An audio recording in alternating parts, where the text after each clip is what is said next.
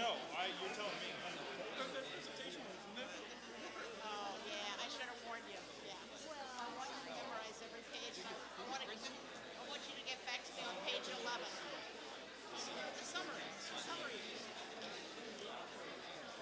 I should have warned that, huh?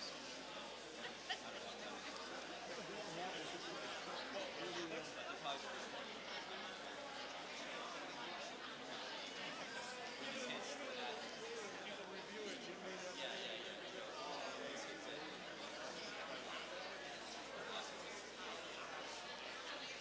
We did, yes. Sure.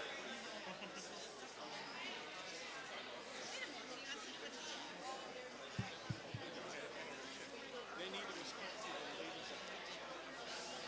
Yeah, the clerk's office has headsets. I got a thing that I usually put up. Somebody else got it. About if you have questions, go see the clerks on the front.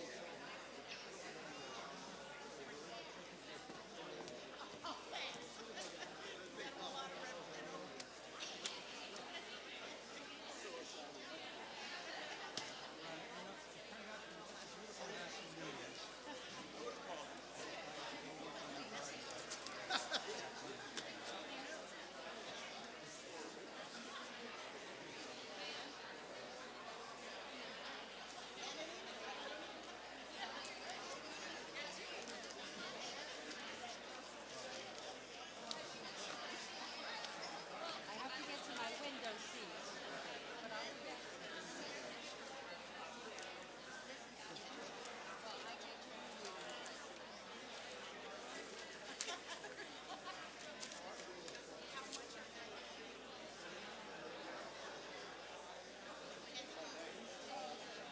Hey, Mark.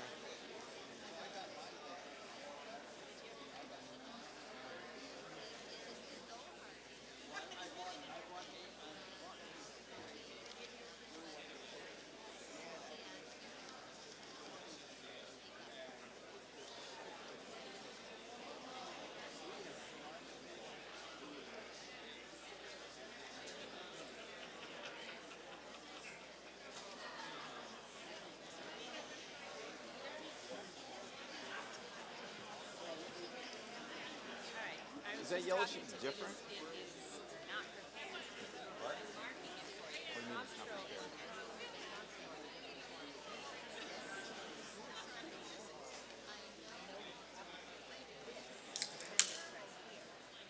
One that's been in it to reflect the changes. So I'm verifying. Are you able to get to this?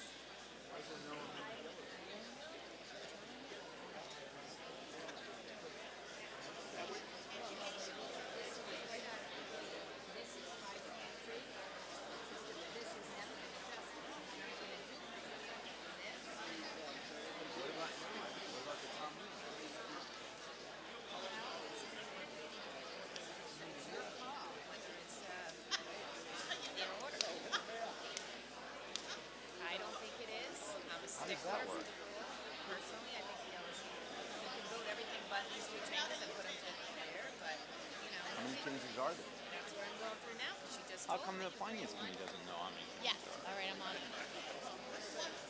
I need to, you need, if we could get Roger, like, yeah.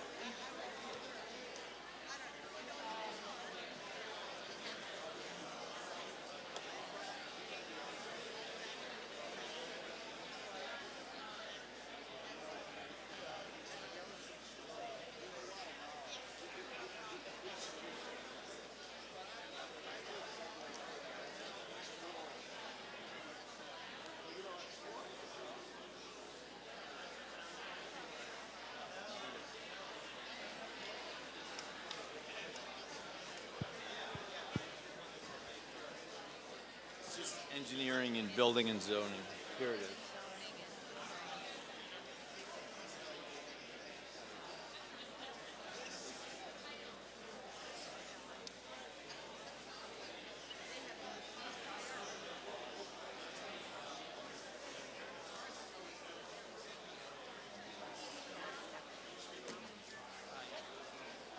So I can just put it in the same.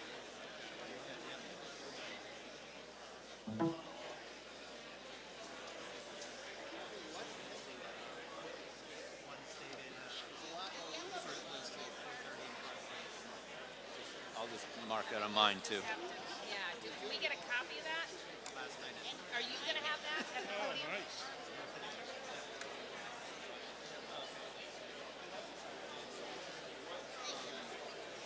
Yes.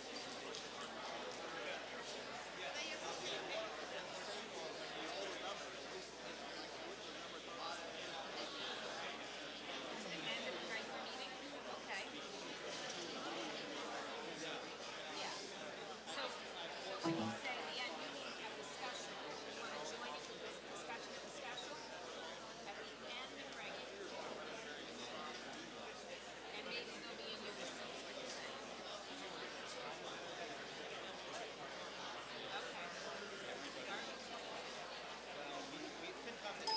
Okay.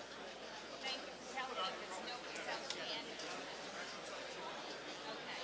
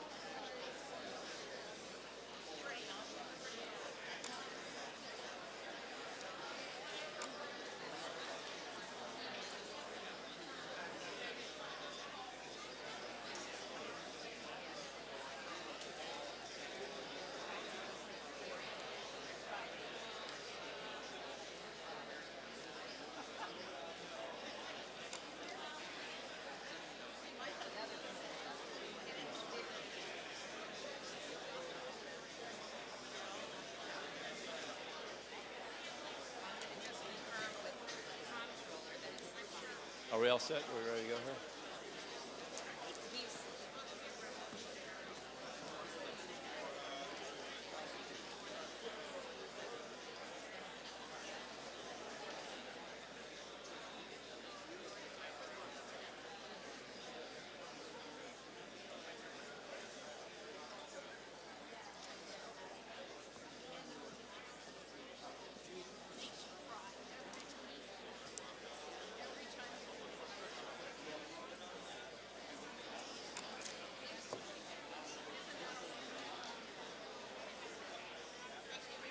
Hey, Mary Ellen.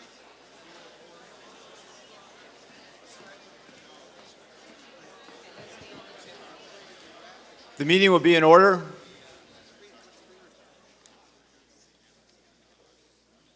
We will begin our meeting as we always do by reciting the Pledge of Allegiance. Please rise and join me in reciting the pledge. I pledge allegiance to the flag of the United States of America and to the republic for which it stands, one nation, under God, indivisible, with liberty and justice for all. Thank you very much.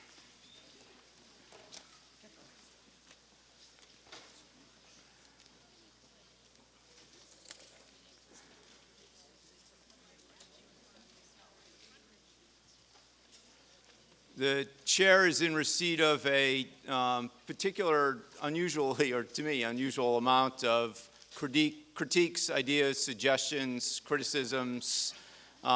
Please be advised that they've all been appropriately digested and referred to the appropriate study committees and will be acted upon in due course. I did receive one criticism of the failure to acknowledge National Poetry Month in April, which is dangerous for somebody who has an affectation for poetry, so I'll let that slide for this evening. I did want to mention that our friend and brother Richard Messina is ill. Father Dick has been the pastor of St. Mary's, formerly the pastor of St. Mary's for a long time, and has been close to many of us in our darkest or lowest moments. And for those of you who are inclined to pray, tonight might be a nice moment to offer a small prayer for Father Dick. For those of you who are not oriented towards prayer, perhaps a moment of uncalled for kindness or tolerance for others. I know that's something that he'd particularly appreciate, and he's in our thoughts this evening. So we return to Article 6, where we left off. We will move on from Article 6, hopefully through the budget. Article 24, which is the school committee's motion to appropriate certain funds for the conduct of an all-day kindergarten session, I know is a subject of particular concern both for the town meeting members and for many non-town meeting members. I don't know whether or not we'll get to that. To the extent I'm able to, I'll try to signal that during the course of the evening. But I'm hopeful that we will be able to work our way through Article 14 and the budget presentation.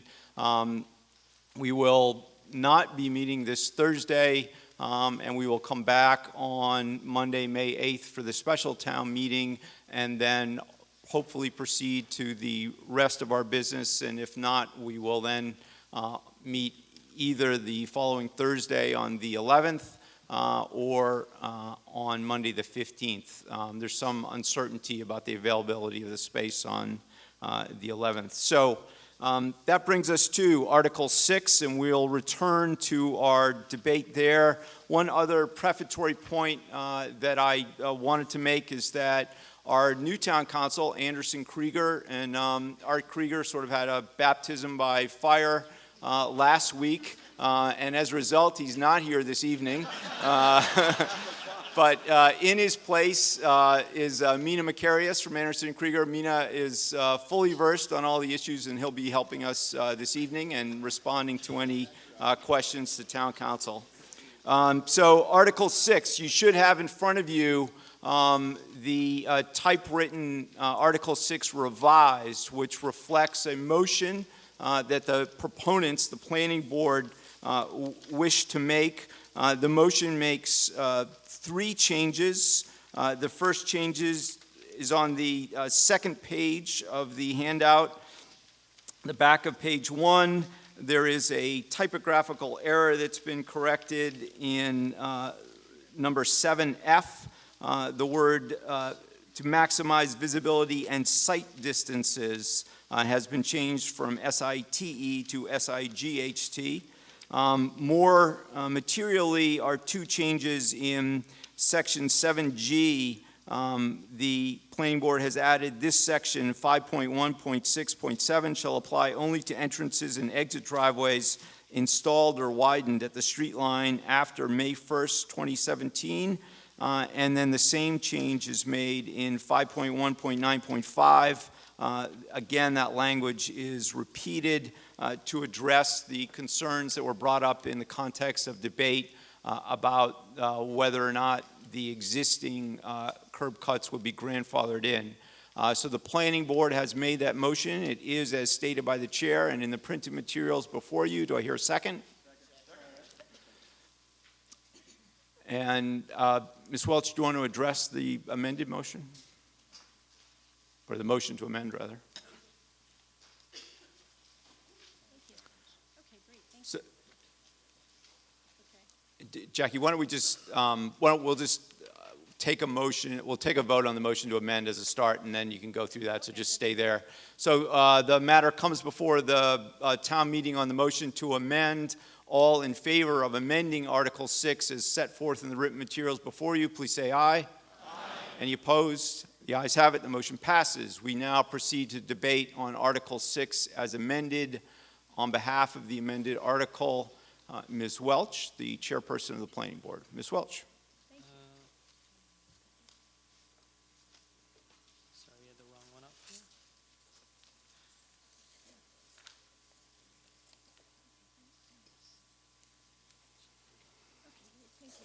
Thank you, Town Moderator and Town Meeting. The Planning Board met and put forth some further effort with respect to Article 6, and we wanted to thank all those on Town Meeting who had such constructive and useful comments and questions, and we also spoke with some people afterwards. So we very much appreciate the constructive comments, and I think that ultimately amended Article 6 will be clear. But just also in response to some of those comments and questions, we wanted to just take a moment with this new slide, what are we measuring, entrance and exit way at the street line. So very briefly, this is an example, for example, with respect to the up to 20 feet. There was some discussion, this may look a little confusing, but one of the points that was so cogently made on town floor at our last meeting was what about some situations where a driveway appears in a location where there is no sidewalk, and in some instances where there is no specific defined curb. So there are many resources, but the bottom line is we thought this slide would be helpful. What are we measuring? Entrance and exit way at the street line of the driveway itself. So we have two lines here, each of which is identified as 20 feet, which is the maximum under Article 6. And you'll see that each line, they run parallel, but the line near the top would represent the line closest to the end of a respective driveway. And it would take into consideration what that width is as it borders along what's called the street line, which is an interesting term, but that means literally when your property ends and the public way begins, or what's really called the right-of-way, I'm sorry, because some are private. But it's either the right-of-way or the street line. So that's that top line. But in instances when there is a curb and there is a sidewalk and a curb, then what we're talking about with respect to this is this other illustration. So they're parallel, so they're the same width. Also, what we're trying to depict here in this photograph, this diagram, is, if you will, the vernacular, the flare. So the flare that helps people turn in and out of driveways. So the flare, respectively, sometimes but not always, exists on either respective side of this width that we're talking about. Now, some instances, there is no flare. Sometimes it depends on the developer. You might find walking your dog or walking around in your neighborhood, now you might even notice sometimes driveways don't have any flare at all. Sometimes they're a little bit wider than others. Sometimes there are different kinds of configurations. But when we're talking in this article about that specific measurement of up to 20 feet, we're not including the flare. So we just wanted to make that clear, and hopefully that's helpful. The other thing is, before I turn the podium over to our wonderful town engineer, Beth Rudolph, just wanted to remind town meeting of one of the slides that we had last week regarding reasons to manage. It's in the vernacular called curb cuts, but it's also called driveway openings, and that's some of the language the terminology that's used in Warrant Article 6 in the proposed bylaw. So curbs protect pedestrians and property from vehicles. What we're talking about also is, even if there isn't a curb, the idea of minimizing and not having unnecessary openings, if you will, whether you call those curb cuts or openings, helps with the safety of pedestrians and bicyclists and vehicles. Excessive curb cuts or driveway openings can conflict with traffic flow, and the curbs themselves help direct water flow to storm drains. Each curb cut or driveway opening does, in fact, reduce street parking. It's sort of obvious, but the point being that if you have too many, then by definition, you're also minimizing on-street parking. In addition, with respect to commercial properties and residential properties, they have different requirements for the curb cuts, for the driveway openings that are being proposed in Article 6. And maintaining green space and opportunities for street trees is also very important. So I'm going to turn the podium over to our wonderful town manager, Beth Rudolph, and she's just going to talk very briefly about the genesis and Beth Rudolph. Town engineer. I'm sorry, did I say town manager? That was, I'm sorry. We elevated Beth.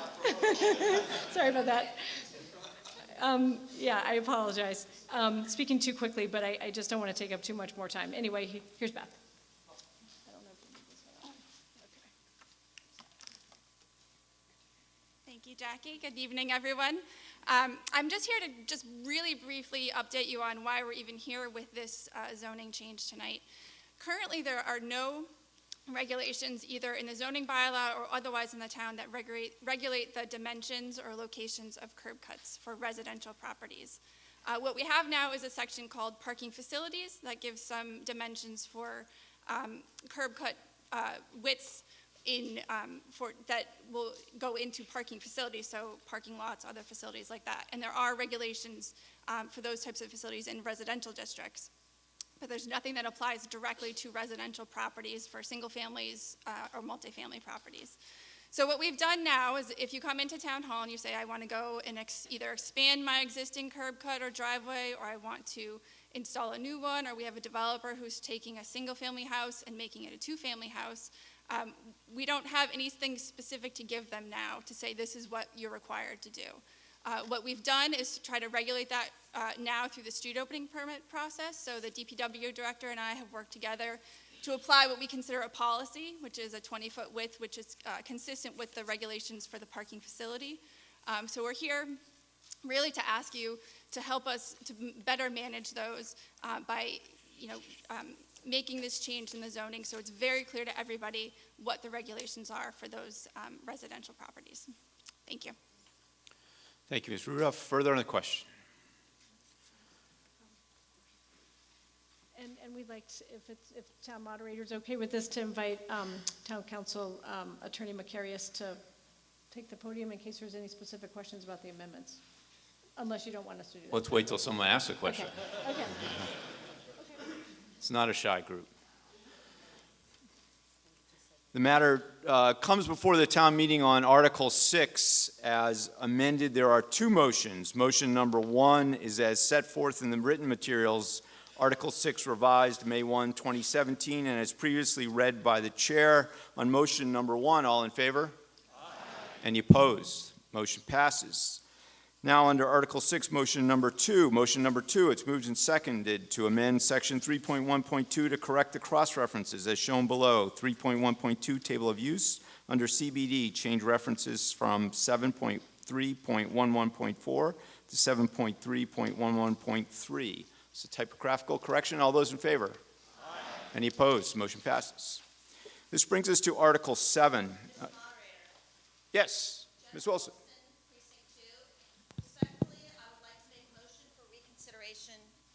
Thank you.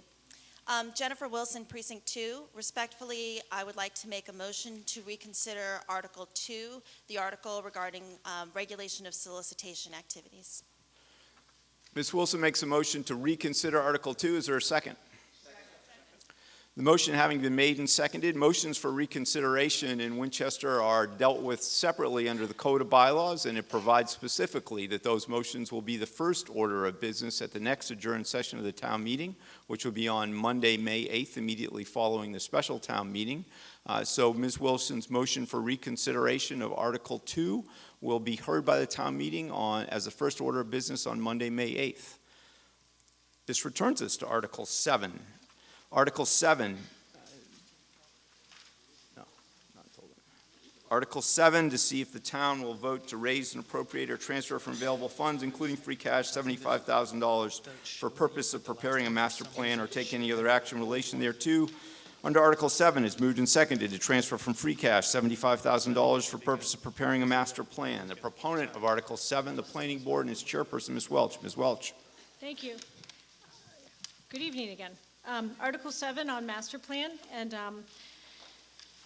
I don't want to go too quickly, but I know we have a lot to cover tonight, so I'll try to be efficient with the amount of time that we have. Article 7 specifically is with respect to an appropriation request by the Planning Board because of the requirement that the Planning Board created, update a master plan. So we wanted to just spend a few moments about what the state statute is, very quickly. So master plans in Massachusetts, the state law requires planning board to develop a comprehensive master plan. Under state law, the master plan, and this is, some of this is quoted in a moment, through text, maps, and illustrations, in other words, a working document, not just words, quote, is designed to provide a basis for decision-making regarding the long-term physical development of the town. So just in essence, state law requires that the planning board for each town create and update a master plan. Now, master plans in Massachusetts, under Massachusetts law, requires 9 elements in the master plan. And I have the 9 written here, and just in the interest of time, I'm just going to briefly read a couple of other things from the state statute that didn't fit in the slide, but just so you have a little more informed view of what state law requires. So the first one, with respect to goals and policy statement, that's somewhat obvious, but the goals and policy statement is supposed to identify the goals and policies of the town for its future growth and development. Each community shall conduct an interactive public process to determine community values, goals, and to identify patterns of development that will be consistent with these goals. So the second of the 9 is land use plan. Land use plan, this planning board is required to identify the present land use and designate the proposed distribution, location, and interrelationship of public and private land uses. The definition actually is much longer, but I just wanted to give you a little bit of a flavor for what is required of the planning board with respect to land use plan section of the master plan. With respect to housing, the housing section is supposed to identify and analyze existing and forecasted housing needs and objectives, including programs for the preservation, improvement, and development of housing. With respect to economic development, Planning Board is supposed to identify policies and strategies for the expansion or stabilization of the local economic base and the promotion of employment opportunities. With respect to natural and cultural resources, the Planning Board is to provide an inventory of the significant natural, cultural, and historic resource areas of the town, and policies and strategies for the protection and management of such areas. With respect to open space and recreation, the Planning Board is to provide an inventory of recreational and resources and open space areas of the town and policies and strategies for the management and protection of such resources and areas. With respect to services and facilities, the Planning Board is to identify and analyze existing and forecasted needs for facilities and services used by the public. With respect to circulation, the Planning Board is to provide an inventory of existing and proposed circulation and transportation systems. And at the end, the Planning Board is actually supposed to have an implementation program to achieve these required elements that would define and schedule the specific municipal or town actions necessary to achieve the objectives of each of these topics in the master plan. So Winchester's master plan, what's the recent history of Winchester's master plan? Here it is. Winchester's last comprehensive and complete master plan is dated 1953. As you can imagine, a lot has changed since then. That's a really long time ago, needless to say. The Planning Board completed a phase 1 of an updated master plan in 2010, obviously a lot more recent. That phase 1 of the master plan, it's actually, the cover page is depicted there, focused on 4 topic areas. They were housing, neighborhoods, town center, and economic development. Only 2 of those are listed in the 9, so several of the other ones that are required by the state, the Planning Board wasn't able to get to in 2010. But as far as the economic development aspect of what was covered in 2010, it included housing and economic development chapters, but it focused primarily on town center, and that was particularly imperative at that time. The scope was not town-wide. The chapters in 2010 provided critical background for the drafting of the Center Business District bylaws the town meeting approved in 2015. And we point that out, town meeting, because it's important to realize that the whole point of a master plan is not necessarily just a bunch of paper. It's not just a bureaucratic exercise. As I mentioned in the first slide, the idea is to have illustrations and maps, and also to ultimately include an implementation plan. And the Center Business District zoning bylaws of 2015 is a perfect example of how the 2010 phase 1 was really helpful and constructive, and provided a lot of the background and the community surveys for many of the priorities that were included in balancing the various elements that you would see in those bylaws that included economic development, but also some degree of preservation. I almost said Your Honor. Town moderator, may I please have about 2 Your Honor minutes? would have been fine, Jackie. I keep elevating people's roles. I keep my phone on silent, but Ms. Lannon prefers the buzzer. But, it's moved and seconded. The speaker's time be extended for 2 minutes. All those in favor? Any opposed? Please continue. Thank you. I'll be quick. So Planning Board is required to develop a comprehensive master plan that covers the entire town in scope, not just town center, develops the 9 topics previously discussed that are required by the state statute, and including those that were not, that we didn't get to in 2010, involving the areas that are provided there. And also, believe it or not, to update the topics that were included, particularly now that the Center Business District zoning bylaws have been were passed and now are providing this wonderful dynamic with our economic development in our town center, including mixed use, residential development, that sort of thing. So what is our progress so far? The town received and was grateful for receiving a $5,000 grant awarded to the town from the MAPC to initiate the process and create a work plan. The comprehensive master plan requires at least typically require 9 to 12 months of work. The Planning Board seeks volunteers for the Master Plan Steering Committee. We need a representative from each precinct and also representatives from town boards and committees. The Planning Board, through Article 7, is seeking a $75,000 appropriation to complete the comprehensive master plan. The amount is the same as was the appropriation for Phase 1 developed in 2010, even though that scope was very limited. The new master plan will have town-wide scope and include more topics than Phase 1. The funds will primarily support consulting fees to assist the Planning Board. 1, develop a community survey. 2, identify town concerns and issues. 3, develop programs for community conversations. 4, draft the comprehensive master plan report. Collaborative effort, as is depicted by this lovely diagram. Reconcile and balance plans related to schools, fields, open space, housing, traffic, development.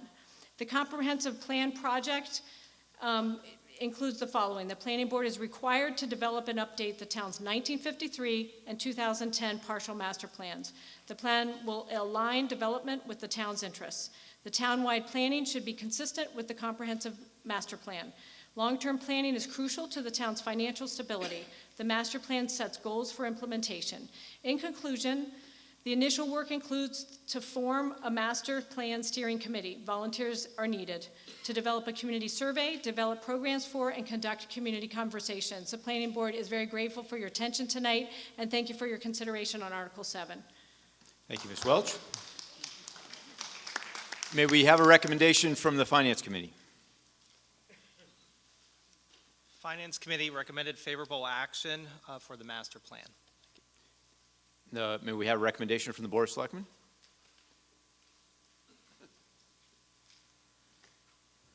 Mr. Grenzebach, longtime master plan aficionado.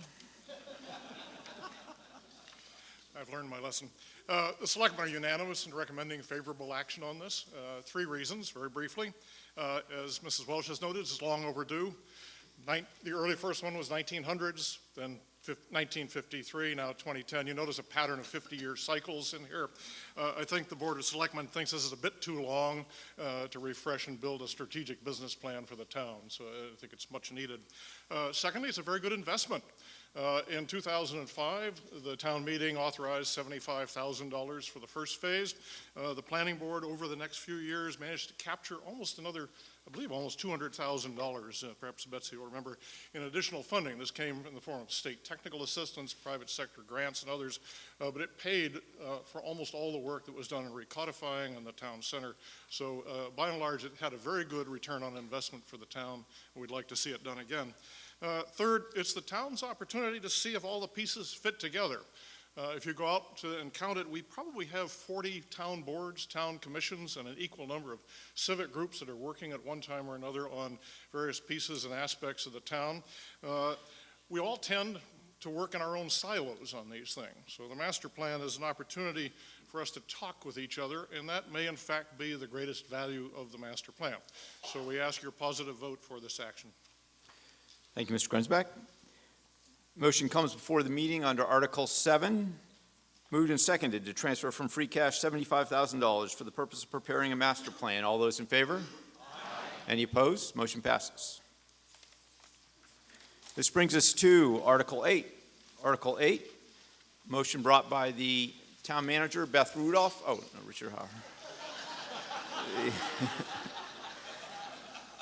Under Article 8, there are a series of motions intended to supplement the current fiscal year budgets. And under motion number 1, it's moved and seconded that the town vote to appropriate $167,593.86 to the FY 2017 Department of Public Works Snow and Ice Personal Services Budget, account 0141711, of which $162,569.90 shall be from free cash, and $5,023.96 shall be FY 2017 snow and ice equipment budget. On behalf of the motions under Article 8, the town manager.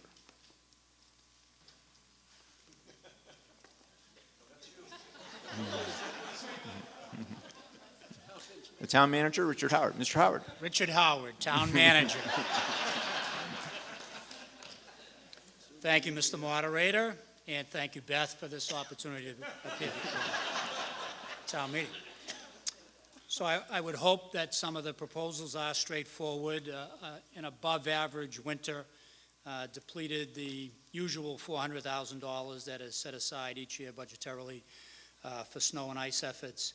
The $40,000 in legal kind of puts us on an even course for both outside counsel and inside council activity from now until the end of the fiscal year, with the transition over from Wade's Good Service for many years to Anderson Krager.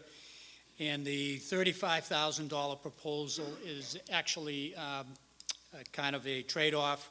We have received a $35,000 tri-party agreement forfeiture, and we will use those funds to backfill the $35,000 of activity, although we don't expect will come anywhere near $35,000 in things to do, but whatever money gets spent out of that manager's request is backfilled by the $35,000 we have received in forfeiture. So, thank you, Mr. Howard. We'll entertain debate on all 4 motions.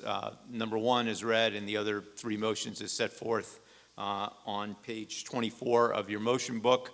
May we have a recommendation from the Finance Committee? Its chair, Mr. Michelson. Mr. Michelson. The Finance Committee voted favorable action on all the motions, but motion 1 for the snow and ice. So we did, as Mr. Howard said, we overspent this year based on the snow and ice. A great job from the DPW, and this motion will replenish that. Roger, do you want to separately 2, 3, and 4? Why don't you just address those while you're there? I'll do all 4. So we voted favorable action on motion 2 for the $101,737.41 for the snow and ice expense. Motion 3, we voted favorable action for the $40,000 for the legal budget. And motion number 4, we voted favorable action for the $35,000 for the expense budget for professional services. Chair will entertain debate on all 4 motions as presented. Further on the question, matter comes before the town meeting under Article 8. Motion number 1 is previously read by the chair. All those in favor? Aye. Opposed? Motion passes. Motion number 2, it's moved and seconded. The town vote to appropriate $101,737.41 to the FY 2017 Department of Public Works Snow and Ice Expense Budget, account number 0141712, of which said amount shall be from free cash. All those in favor? Any opposed? The motion passes. Brings us to motion number 3. It's moved and seconded. The town vote to appropriate $40,000 to the FY 2017 legal budget account 0115102, of which said amount shall be from free cash. All those in favor? Aye. Any opposed? Motion passes. Motion number 4. Moved and seconded to appropriate $35,000 to the FY 2017 town manager's expense budget account 0112102, of which said amount shall be from free cash. All those in favor? Aye. Any opposed? Motion passes. This brings us to Article 9. Article 9, originally brought by the Finance Committee and Town Manager, appears to be unnecessary, and accordingly it's moved and seconded that Article 9 be indefinitely postponed. All those in favor? Aye. Any opposed? The motion passes. This brings us to Article 10, motion brought by the Finance Committee. Under Article 10, it is moved and seconded that the town appropriate $175,000 to the FY 2017 Finance Committee Reserve Fund from free cash to cover additional unexpected expenses prior to the close of fiscal year 2017. On behalf of the motion, the Finance Committee, its chairperson, Mr. Michelson. Mr. Michelson. Thank you, Mr. Moderator. So the reserve fund for the Finance Committee, every year we start that reserve fund with $400,000. To date, we've actually spent $288,581. That leaves us a balance of $111,419 for the remainder of the fiscal year until June 30th. And the reserve fund is used for unexpected expenses that might come up, and especially between now and the end of town meeting. This motion is to replenish some of that balance in case that we have unexpected emergency issues that might come up throughout town. And then if anything that is not used by the reserve fund reverts back into the general fund to free cash. Thank you, Mr. Michelson. May we have a recommendation from the Board of Selectmen? Mr. Golubov, the rookie member of the board. Thank you. The Board of Selectmen recommends favorable action. We find that having the money there for May and June when unexpected things come up at the end of the fiscal year as departments run out of money, we don't want to have to call a special town meeting to do a small appropriation to a department. So we fully support the request from the Finance Committee. Motion comes before the town meeting under Article 10 as previously read. All those in favor? Any opposed? Motion passes. This brings us to Article 11. Article 11 is a motion brought by the town manager, occasioned by the amendment to the Massachusetts General Laws, the Municipal Modernization Act, which allows certain bond premiums now to be applied directly to the project to which they relate. The bond premiums are essentially discounts based on the creditworthiness of the issuer, in this case the town of Winchester. And under Article 11, it's moved and seconded that the town vote to supplement each prior vote of the town that authorizes the borrowing of money to pay costs of capital projects, to provide that, in accordance with Chapter 44, Section 20 of the General Laws, the premium received by the town upon the sale of any bonds or notes thereunder, less any such premium applied to the payment of the costs of issuance of such bonds or notes, may be applied to pay project costs, and the amount authorized to be borrowed for each such project shall be reduced by the amount of any such premium so applied. On behalf of the motion, the town manager, Mr. Howard. Thank you, Mr. Moderator. The finance team has come up with this recommendation as a result of the Municipal Modernization Act that the moderator referenced. It's kind of a cleanup article. This verifies the previous votes this body has taken in the past, most significantly the $4 million premium that we received for the large issuance for the Winchester High School project, which got applied to reduce the amount of the borrowing. This readoption verifies all of those past acts and will be the procedure by which we'll govern future premium acceptances. Thank you, Mr. Howard. May we have a recommendation from the Finance Committee? Mr. Michelson, on behalf of the Finance Committee. Finance Committee votes favorable action on Article 11. As Mr. Howard mentioned, this will be the leftover from capital projects. They'll be used to apply to pay for specific projects in the future. Thank you. The matter comes before the town meeting on motion number 1 of Article 11 as previously read by the chair. All those in favor? Aye. Any opposed? Motion passes. This brings us to Article 12.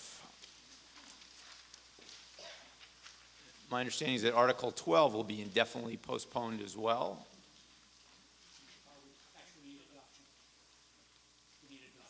Okay. My understanding is in error then. So Article 12, under Article 12 is presented by the town manager. It's moved and seconded. The town authorized the treasurer with the approval of the town manager and the Board of Selectmen to borrow money from time to time in anticipation of revenue for the fiscal year beginning July 1, 2017, in accordance with Massachusetts General Law, Chapter 44, Section 4, as amended, and to issue a note or notes therefore payable within 1 year, and to renew any note or notes as may be given for a period of less than 1 year, in accordance with the provisions of Massachusetts General Laws, Chapter 44, Section 17. On behalf of the motion, the town manager. Thank you, Mr. Moderator. This is a standard just-in-case article that we have every year. It authorizes the treasurer to do intermittent borrowings if we need that as a result of some type of revenue shortfall that we never hopefully experience, but it's what's needed to authorize the treasurer to act in that event. Thank you, Mr. Howard. May we have a recommendation from the Finance Committee? Mr. Michelson. Finance Committee votes favorable action for Article 12 to allow the treasurer to borrow money as needed with the notes. Thank you. Matter comes before the town meeting on Article 12, and the motion is previously read by the chair. All those in favor? Aye. Any opposed? Motion passes. This brings us to Article 13. Under Article 13, it's moved and seconded to accept the provisions of Massachusetts General Laws, Chapter 40, Section 22A, 22B, and 22C, and to accept receipts from parking permits and meters and other parking fees in accordance therewith, and to reserve said receipts from year to year separate from the general fund revenue in support of parking administration activities. Article 13, motion brought by the town manager. On behalf of the motion, the proponent, Mr. Howard. Thank you, Mr. Moderator.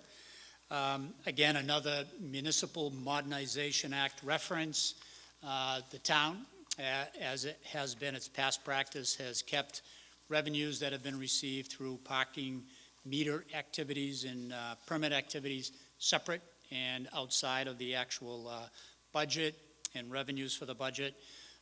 It continues to support activities in these parking lots and other areas in town where we oversee parking. So we're recommending readoption of the acts as specified by the Modernization Act. Thank you, Mr. Howard. May we have a recommendation from the Finance Committee? Mr. Michelson. Finance Committee votes favorable action on Article 13 to receive receipts from parking permits and the meters. Thank you. Thank you, Mr. Michelson. On Article 13, the motion is previously read by the chair. All those in favor? Aye. Any opposed? Motion passes. This brings us to Article 14. Article 14 is the main budget motion brought by the Finance Committee. You should have in front of you both the written report of the Finance Committee and also, which is a blue-bound document, and also the so-called yellow sheet, which is yellow and which is dated April 24th, 2017. There have been, and Mr. Michelson will address this, two minor changes in motions number 11 and 12. The chair finds those changes to be in order. Mr. Michelson will read the changes to you. The chair will call them out at the time the motion is read. They are not particularly material, and accordingly we will vote on those motions 11 and 12. For the reminder of the town meeting, Mr. Michelson will present the budget on behalf of the Finance Committee. When we get to particular budget categories under the Education Department, the School Committee, and Dr. Evans will be afforded an opportunity to present. The same will be true of the capital budgets, at which time we'll ask the Capital Committee to present as well. We will otherwise read the motions as set forth on the yellow sheet. If town meeting members have a question as we go through them, please rise. There are microphones available at the end of each aisle, and then, or you can simply rise and be recognized by the chair, but we will not separately otherwise debate each motion, Mr. Michelson having addressed those at the outset with his remarks now. On behalf of Article 14 and the motions to be made thereunder, Roger Michelson, the chairperson of the Finance Committee. Mr. Michelson. Thank you, Mr. Moderator. So in front of you is our FY18 budgets that have been voted by Finance Committee. Finance Committee has spent the last almost 5 months now meeting with various departments, working through every single budget line by line to find and working with the town manager, the Board of Selectmen, and the various departments to do that. As always, we get up here and we say there's competing pressures. There's short-term and long-term needs in the town, a lot of them that we've addressed. I'll go through some highlights today. We'll talk about a little bit about the municipal and the schools, and a little bit about operating and capital. From a high-level standpoint, the municipal budget is increasing from FY17 to FY18 by almost $500,000, which is about a 2.20%. Which keeps us in line with the 2.5% that from a goal standpoint from an increase. The education budget is increasing by $2.15 million, which is 4.78%. This is a little less than last year. The last several years we've had increases around the 4 to 5% for educations, and there's a lot of needs that Dr. Evans will be discussing. And then from an undistributed standpoint, an increase by almost 0.6 million, which is 4.20%, which we'll go over. From a municipal standpoint, the increases were really driven by wages increases and new contracts, as well as some additional spend from various departments. As the moderator mentioned, there's two minor changes on the yellow sheet. One is for engineering. Engineering total should be $523,458. It's an increase, I believe, of about $10,000, and that comes under expenses. And building and zoning, that increase total is $350,061, and that increase comes out around $13,300, and that's under expenses as well. The engineering increase was for planning projects that we originally thought was not going to be needed, but after further discussion with the engineering department, that we found out it will be needed for FY18. And then the building and zoning is a new system software enhancement that they're going to have money allocated in this budget in FY17, and then a little bit needed to be allocated for FY18. Some other changes that we see across municipal departments: the Human Resources group has some staffing increases from especially the aides. Increased part-time people is $20,000 for additional staff. Engineering, we mentioned, has additional professional services. And town meeting members that have been here for a while notice that one of the budgets that's missing is actually a separate planning budget that we used to vote on separately. That has been dissolved as of 2 fiscal years ago, and engineering had increased from some of that expense, and the planning board had increased as well. And some of the legal expense that used to be in there now falls under legal. So that's partly for that increase. There's some also additional projects that are definitely going on in town. Information technology, which used to be called data processing, but we're coming up to the newest generation, is increased $10,000 for additional hardware and software for needs in the town. In the fire department budget is actually a level funded budget, only $4,000 increase, but one of the things that we recommended from a finance committee is being able to reduce the overtime budget in the fire department and use that money to hire 2 new firefighters who are also EMTs to really reduce the risk of the town. Right now, if ever emergencies or overburden from a fire department, they have to rely on overtime or rely on less firefighters, and we have a recommendation to increase that. And there's no net increase to the town because we're using the same budget. From the police standpoint, one of the recommendations we had last year from the Finance Committee is there was a risk that we were short on 911 dispatchers, and at any given time there wasn't enough coverage, we believed, and the police chief believed that as well. So he added in his budget for additional 911 dispatch officer that would help reduce our risk. And this really comes about if there's any major fires or issues going on in town. We really need additional dispatch. Remember, dispatch works for both police and fire for 911. There's also a need for additional technology equipment, professional services, and supplies for the police station. Some of those will actually be reverted back for next year's budget, but some of them are one-time and some of them will be ongoing. On the DPW end, we mentioned this, DPW has hired a new building maintenance position for mostly the high school to start with all the new efficient systems that we have going on here. This person will help manage that, as well as new efficients on all the other buildings, VO being sort of the next one that has efficient ones. But any new building that we hope to build, whether it's Morocco, Lynch, Changes in McCall, and others, that we add efficient systems, this position will help manage that. And then there's some additional supplies that are included in that. On the undistributed side, I mentioned last week, our health insurance has gone up by about $441,000, which is 4.6%. This is less than the trend of other towns. A lot of towns are up in the 6, 7, 8, 9% increases. So we've managed that, but last year we didn't have this increase. So you're seeing a larger increase in undistributed expenses. Retirement is up by 4.9%. A lot of this has to do with wages and more people coming into retirement. And then energy costs have gone up as well. Some of this is from the high school building coming online, more in FY17, and then FY18 we should be fully online. Plus the fuel costs have increased, mostly in the cost of oil. And then our FICA and Medicare is up about 6.3% for 54,000. On the education side, as I mentioned, the budget for education is increasing 4.78%. This is in line with what the town manager recommended, and Finance Committee did a lot of research, a lot of work with the school committee, and we believe that's a good number to work with. I broke down the list, as I said, that Dr. Evans will probably review. Really quickly, the salary adjustments from contractual salary adjustments, which are based on the existing contracts that are in place today, increased 3.05%. That includes steps and changes and columns, and net of retirements are not included in that.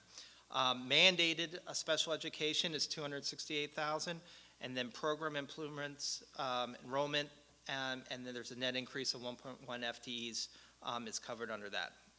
On the expense side, expenses have gone up 345,000.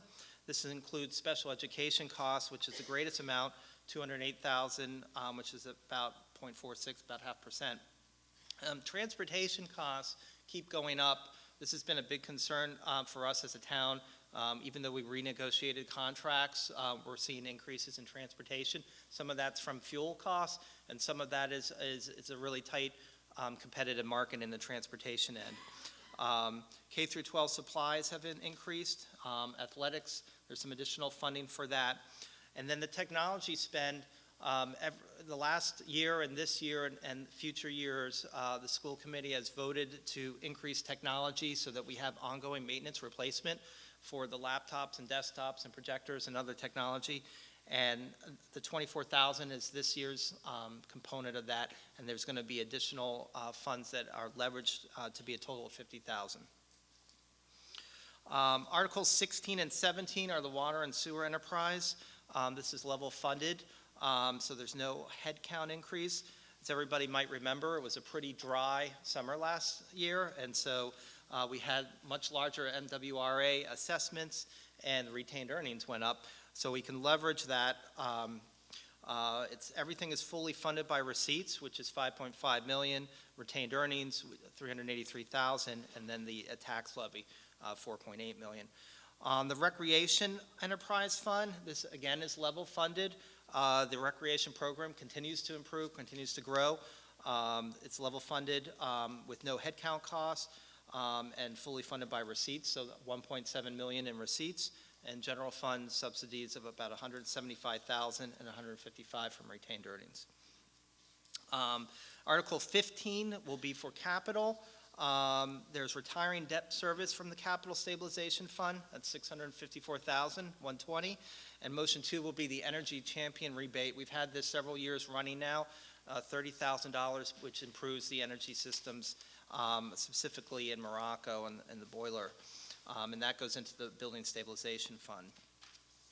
So from a balance standpoint, town manager's office is recommending that the revenue is going to increase about 3.9%, and Finance Committee agrees, with 113,606,748.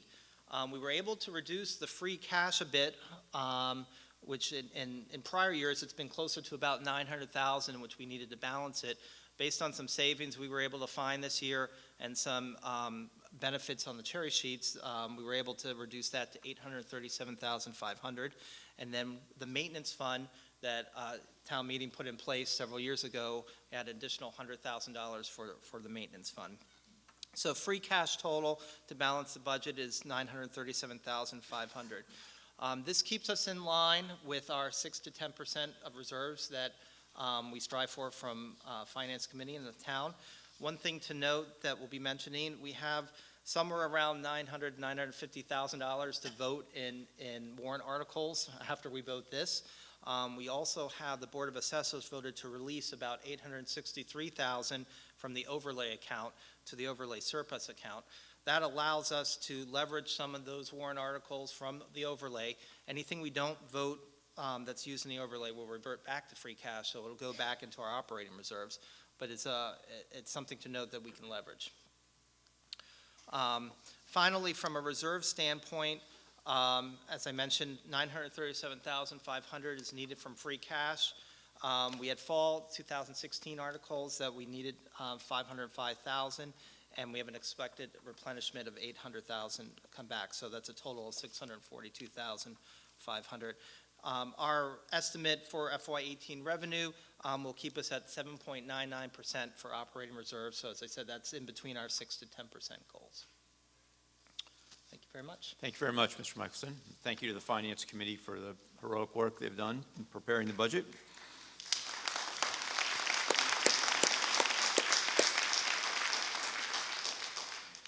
This brings us to the motions made under Article 14. The first two motions are those required by the terms of the Building Renovation Stabilization Fund and the Capital Improvement Stabilization Fund that were established by votes of the town previously. So under motion number 1, it's moved and seconded that the town appropriate and transfer $2,679,364 into the Building Renovation Reconstruction Stabilization Fund.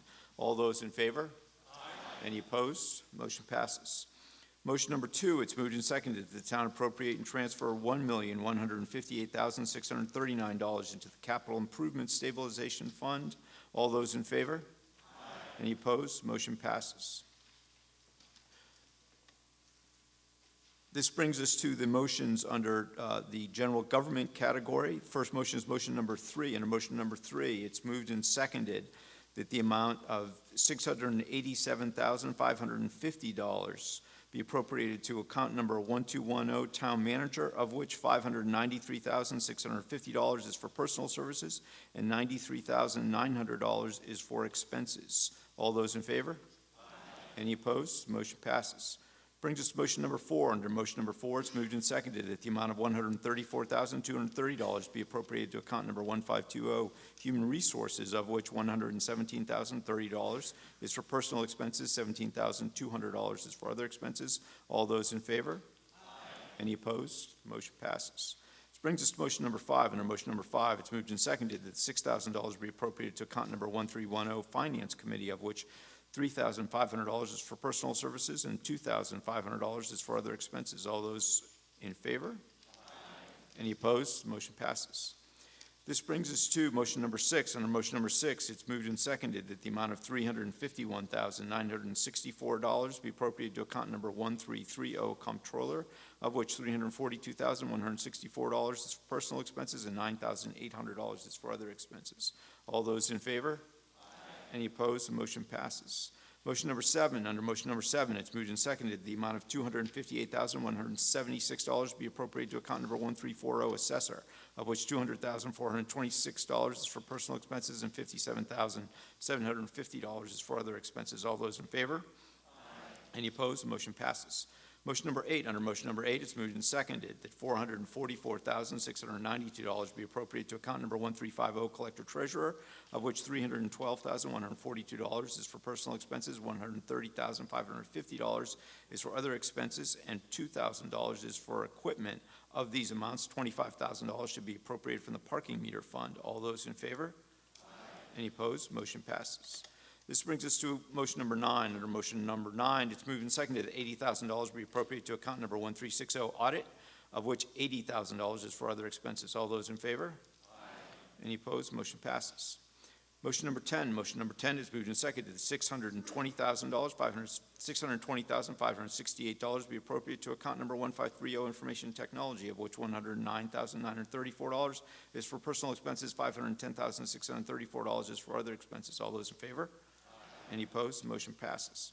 This brings us to motions number 11 and 12. Motions number 11 and 12 are presented to the meeting as they've been amended by the Finance Committee. Under motion number 11, it's moved and seconded the amount of $523,458 be appropriated to account number 1412 Engineering, of which $440,368 is for personal expenses and $83,090 is for other expenses. All those in favor?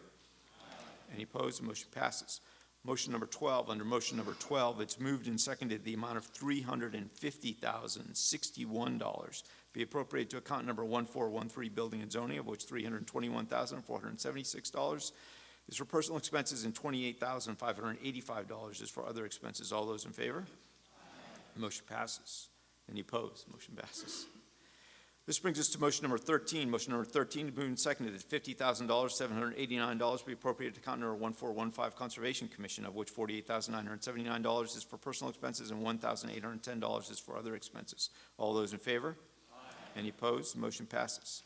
Motion number 14 is moved and seconded that $138,676 be appropriated to account number 1420 Planning Board, of which $97,676 is for personal expenses, $41,000 is for other expenses. All those in favor? Any opposed? Motion passes. Brings us to motion 15. Motion 15 is moved and seconded. $350,000 be appropriated to account number 1510 Legal, of which $350,000 is for other expenses. All those in favor? Aye. Any opposed? Motion passes. Motion number 16 moved and seconded. $137,300 be appropriated to account number 1540 General Services, of which $137,300 is for other expenses. All those in favor? Any opposed? Motion passes. Motion 17, it's moved and seconded that $367,911 be appropriated to account number 1610 Town Clerk, of which $305,111 is personal services and $62,800 is for other expenses. All those in favor? Aye. Any opposed? Motion passes. That concludes our motions under the general government. We'll now go to page 29 of the Finance Committee report and the motions under Culture and Recreation. Motion 18, it's moved and seconded that $1,905,500 be appropriated to account number 6110 Library, of which $1,497,515 is for personal expenses, $394,485 is for other expenses, and $13,500 is for equipment. All those in favor? Any opposed? The motion passes. Motion number 19, it's moved and seconded that $18,300 be appropriated to account number 6940 Archival Center, of which $18,300 is for other expenses. All those in favor? Aye. Any opposed? The motion passes. Motion 20, it's moved and seconded that $16,500 be appropriated to account number 6941, Historical Commission, $1,500 for personal expenses and $15,000 for other expenses. All those in favor? Any opposed? Motion passes. This brings us to the category Health and Social Services, which commences on page 35 of the Finance Committee report. Under Health and Social Services, motion number 21, it's moved and seconded that $334,995 be appropriated to account number 5110 Board of Health, of which $253,377 is personal expenses, $81,618 is for other expenses. All those in favor? Any opposed? Motion passes. Motion number 22, it's moved and seconded that $274,555 be appropriated to account number 5410, Council on Aging, of which $265,585 is for personal expenses and $8,970 is for other expenses. All those in favor? Aye. Any opposed? The motion passes. Motion number 23, it's moved and seconded that $54,760 be appropriated to account number 5420 Veteran Services, of which $9,055 is for personal expenses, $45,705 is for other expenses. All those in favor? Aye. Any opposed? Motion passes. This brings us to the Public Safety category, which commences on page 42 of the Finance Committee report. Under Public Safety, motion number 24, it's moved and seconded that the amount of $4,565,625 be appropriated to account number 2110 Police Department, of which $4,250,095 is for personal expenses, $240,530 is for other expenses, and $75,000 is for equipment. Of these amounts, the amount of $77,000 shall be appropriated from the parking meter fund. All those in favor? Aye. Any opposed? Motion passes. Motion number 25, it's moved and seconded. The amount of $4,584,909 be appropriated to account number 2210 Fire Department, of which $4,294,985 is for personal expenses, $240,424 is for other expenses, and $49,500 is for equipment. All those in favor? Aye. Any opposed? Motion passes. Motion number 26 is moved and seconded. The amount of $9,570 be appropriated to account number 2420 Weights and Measures, of which $7,550 is for personal expenses, $2,020 is for other expenses. All those in favor? Aye. Any opposed? Motion passes. This brings us to the category denominated as Department of Public Works, which commences on page 48 of the Finance Committee report. Under the Department of Public Works, Motion number 27, it's moved and seconded. The amount of $6,271,756 be appropriated to account number 4100, Department of Public Works, of which $4,071,556 is for personal expenses, $2,180,700 is for other expenses, $19,500 is from equipment, and from these appropriations, $70,000 shall be from the Cemetery Perpetual Care Fund. All those in favor? Any opposed? Motion passes. Motion number 28 is moved and seconded. The amount of $400,000 be appropriated to account number 4171, DPW Snow and Ice, of which $123,300 for personal expenses, $251,700 is for other expenses, and $25,000 is for equipment. All those in favor? Any opposed? The motion passes. This brings us to the category Education, and motion number 29. Under motion number 29, it's moved and seconded that the amount of $47,419,300 be appropriated to account number 3110, Education, of which $47,419,300 is for expenses. The education budgets under the laws of the Commonwealth of Massachusetts are appropriated in full and not by category. The use of those funds is specifically the province of the school committee, the Winchester School Committee. On behalf of the education budget, I understand that Dr. Evans is here with us this evening. Dr. Judith Evans is the superintendent of the Winchester Public Schools, and on behalf of the education budget and the motion as read by the chair, Dr. Evans.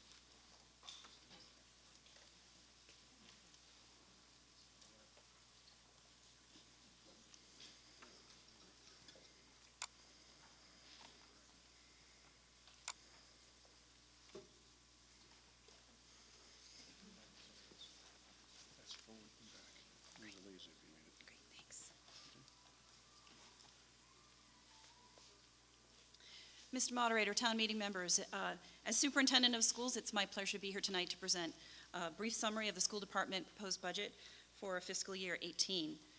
The budget development process starts with lots of conversation many months before I stand before you, and we have been increasingly benefiting from a strong relationship with members of the Finance Committee Advisory Group to look at our district goals, our projected enrollment, our staffing needs, so that they can be confident that we are spending every dime you give us efficiently and effectively and for the best interest of our students. One of the things I think that's important to realize is that we hold ourselves accountable for some benchmarks, both in terms of achievement and how we compare to like communities. And so I'm going to just share with you very briefly a couple of benchmarks so that you can see where we stand on those categories. First, I'd like to talk a little bit about our students. They're amazing, they're wonderful. They are our gift, and we take very seriously our duty to cherish them each and every day. As I will tell you in a few minutes, there are many more of them than there were last year, and there'll be more again next year. And they are increasingly diverse. Our student body, as you can see, is very racially diverse, and diverse in terms of experience and cultures. 15% of our students come to us not having English as a first language, and of those, about 4% need intensive support. About 17% of our students are disabled. 25% are categorized by the state as having high needs, and about 4 to 6% are economically disadvantaged.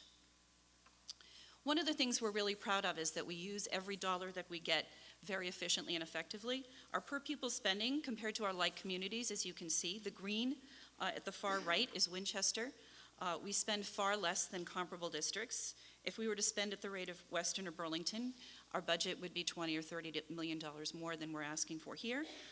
And some of that is definitely a credit to our growing number of students. We hire younger teachers. Over time, our expenses will increase. But we do very great things with the funding that we're given. This is a chart that shows our average teacher salary. Again, the green bar shows where Winchester stands compared to like communities. And here's a chart that shows our student-teacher ratio. We're on the higher end of average for this, which means that our class sizes are quite reasonable in size. By any benchmark in terms of achievement, you can see that our schools and our teachers and our students are outstanding. Whether it's state testing, advanced placement testing, national rankings, outstanding art, music, science and mathematics, student participation in clubs and activities. Our high school students just came back from Carnegie Hall. this week. We have an amazing educational experience for our students. We're very proud of their achievements. This benchmark, we rank at the top of almost any comparable community.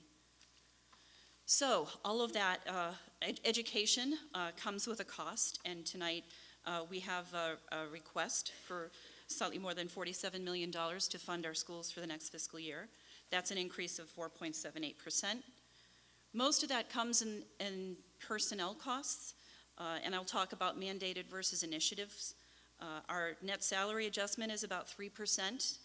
That is step lanes, projected contract settlements, all of them have now been settled, and wage adjustments for all of our employees. On the expense side, we have slightly less than a 1% increase, most of that for special education services, and as Mr. Michelson said, technology, transportation, and smaller amounts for supplies and materials.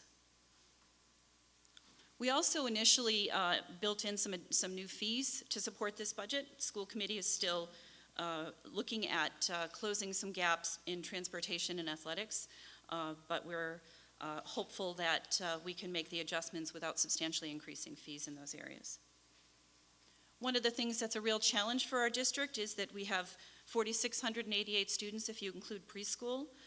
You can see that the average grade level size is a low of this year's seniors, 280, up to a high of almost 400. Next year we'll have 85 more students at the high school than we do this year. And our enrollment history from 2010 till now, you can see, continues to climb. Next year we'll have K-5, slightly more than 2,000 students, about 1,100 students at McCall Middle School and 1,351 students at this high school. 85 more seniors will leave than the students in the freshman class coming in, so it's a large freshman class projected to enter. The staffing changes that we're requesting are mainly associated with special education. We're very proud of our special education programs. We meet the needs of our students in district.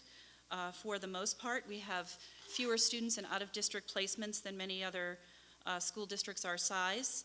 We're looking to expand our co-teaching model, grades 3 to 12, and add 2 more teachers at the middle school for enrollment-related increases in 2 programs, autism and language-based learning disabilities. The high school additional students will require at least 1 new teacher, the equivalent of 1 new teacher over all of the departments. That's the 1.1 new core and elective teachers. Really the only initiative position is a single K-5 math STEM coordinator. We currently have department directors in grades 6 through 12, but none at the elementary level, and we're looking to provide additional support for that key area of our program. We'd also like to do a pilot stipend program for some K-5 teacher leaders. Those are very small stipends, and I'll talk more about those in a minute. Special education expense increase consists of increase in out-of-district tuition for students we know are already placed in out-of-district placements, transportation for those students both in and out of district, and contracted service. We also need to add some more buses in the afternoon in order to handle the number of students we have who require bus transportation. Mr. Michelson talked briefly about our technology replacement plan, so I won't go through that. And again, mandated staffing increases are mainly in special education, and the only initiatives are the STEM coordinator and these pilot elementary grade and math STEM leaders. So as you can see, this is a fairly lean budget. It meets our needs. It contains sufficient funding to keep reasonable class sizes and maintain our program offerings. If you had my job, you'd get to see the amazing experience that our students have each and every day. We thank you for your support, your continued support. Without the partnership of the wider community, our schools would not be ranked among the best in the state, in a state that is #1 for education, and we're very proud of that, so thank you very much. Thank you, Dr. Evans.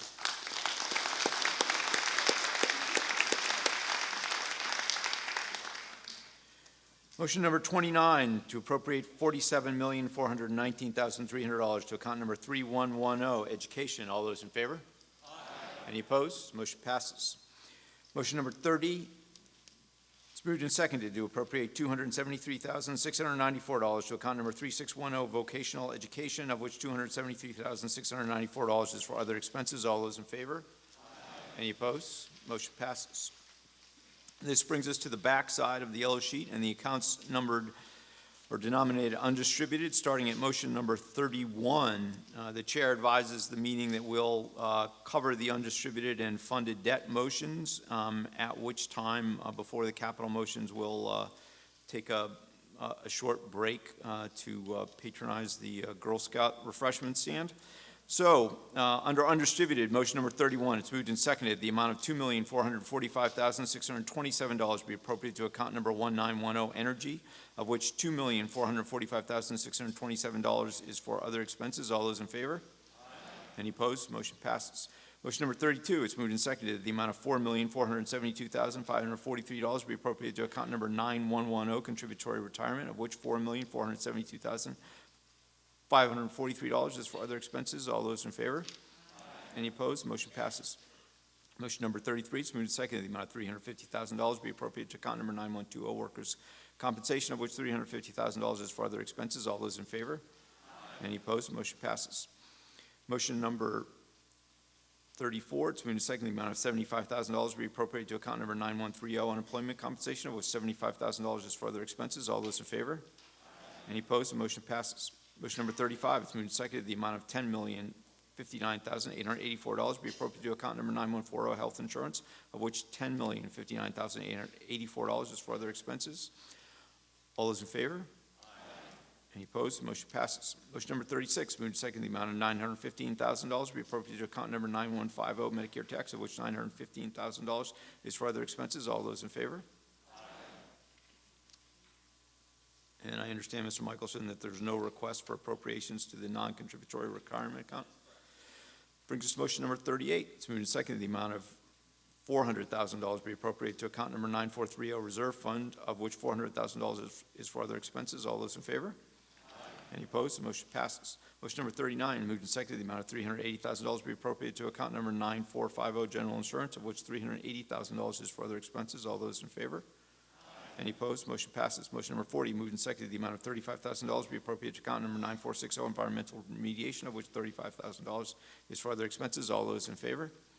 Any opposed? Motion passes. Motion number 41, it's moved and seconded, the amount of $250,000 be appropriated to account number 9623 Transfer out to OPED Trust Fund 9389, of which $250,000 is for other expenses.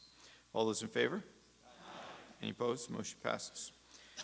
This brings us to the motions, two motions under the category funded debt to make payments of principal and interest on amounts that the town has borrowed.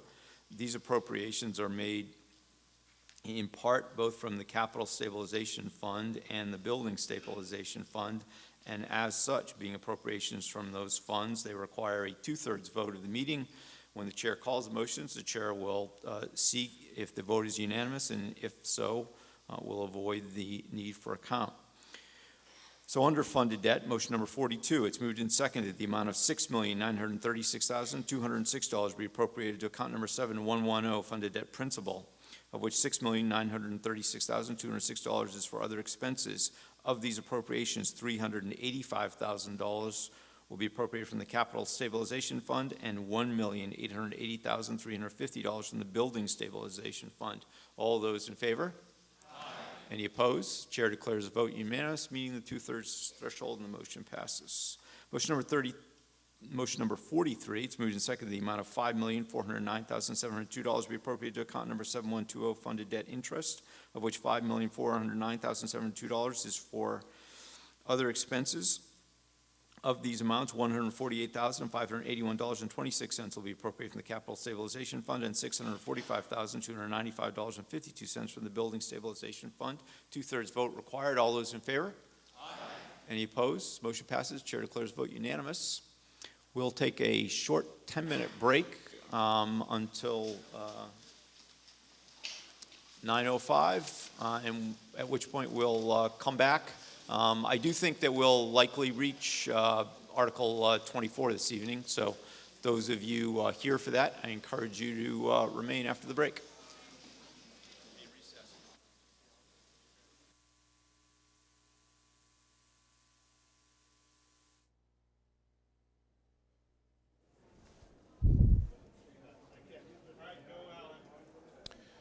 right, good evening, everybody. Ladies and gentlemen, you are tuned into the second session of Winchester's Springtown meeting. My name is Alan Iden, and you won't actually see me tonight because we're having some technical difficulties, but let's recap what happened in this first half of the second session of Winchester Springtown meeting. We resumed debate on Article 6, which was a zoning article from the planning board to put some regulation to curb cuts, basically where driveways cut into streets. We heard from the town engineer that there were currently no regulations on the size of these curb cuts, and she was asking for some regulations that would give the planning board some guidance on the use of this. So that passed. We heard a motion from Jennifer Wilson, town meeting member Jennifer Wilson, to reconsider Article 2, the article that was voted down last Monday on solicitation, door-to-door solicitation. By town meeting rules, that will be reconsidered.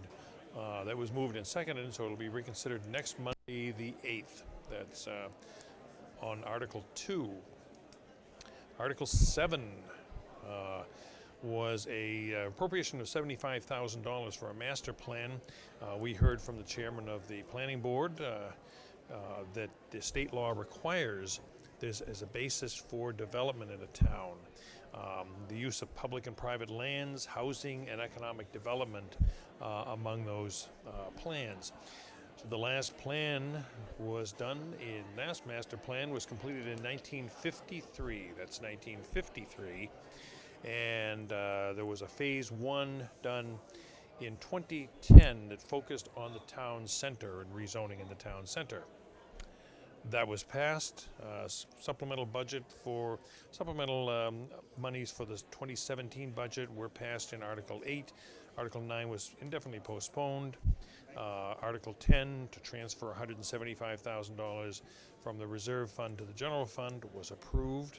Article 11 to apply bond premiums to a specific project was also approved. Article 12, housekeeping article, was to authorize the treasurer to borrow short-term borrowing during fiscal year 2018, fiscal year FY18, to cover shortfalls in revenue. That was passed. Article 13 to allocate parking fees raised to the parking administration was passed. And Article 14, line by line by line, was the town budget. We heard details on it from Roger Michelson, the Finance Committee Chairman, who said the municipal budget is up about $500,000, 2.2%. The education budget is up $2.15 million, almost 5%, and undistributed expenses were $600,000, about 2%. He said the town anticipates, Finance Committee anticipate, about a 3.9% revenue increase for a total budget of $113 million. Town meeting first allocated $2.7 million into the building renovation and reconstruction stabilization fund, and $1.158 million into the capital improvement stabilization fund, both created by town meeting quite some years ago. They proceeded down into the general sections, appropriating $4.4 million into general government, $1.9 million into culture and recreation, $664,000 in health and social services, $9.1 million into public safety, $6.6 million for public works, and $47.7 million to education. And on that, we heard from Dr. Judith Evans, the superintendent of schools, showing some facts and figures that Winchester spends far less per pupil than other comparable surrounding towns. Also, that the average salaries in Winchester are less. She commented the Winchester system has 4,600 students, and that 85 more students will be entering Winchester High School next year.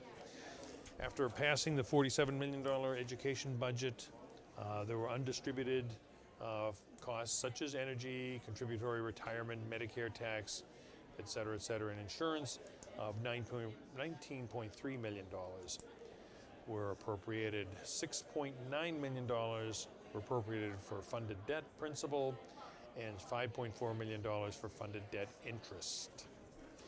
And that brings us to this recess. The remainder of the budget is capital budget, just over $1 million for capital. And then we'll move on to Article 16, which will be the Water and Sewer Enterprise Fund. Enterprise Fund being a fund that the expenses of the Water and Sewer Department are paid from the revenues of the Water and Sewer Department. It's called an enterprise fund, so where revenues generally match expenses, as do the revenues and expenses in the Recreation Department Enterprise Fund. $1.6 million is appropriated for that, anticipating that $1.6 million will come back in from fees. That's where we are, at halfway through Winchester's second session of Winchester's Spring Town Meeting here live at the Winchester High School. I'll be back with a recap at the conclusion of tonight's session.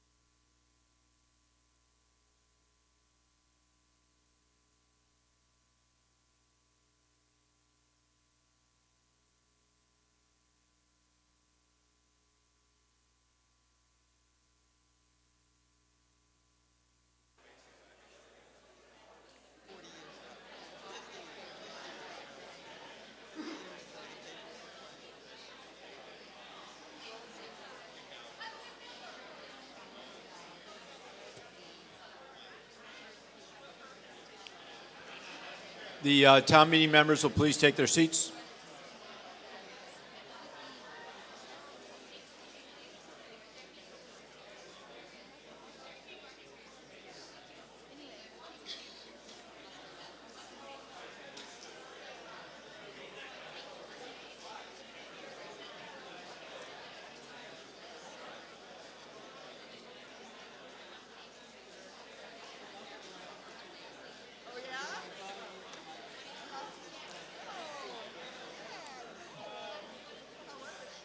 If the town meeting members could please take their seats and the meeting come to order.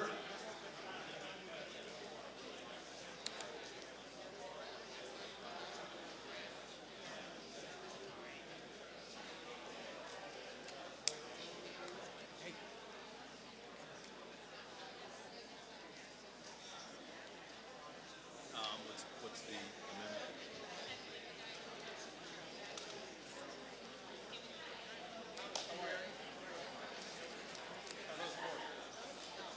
No, it's being continued.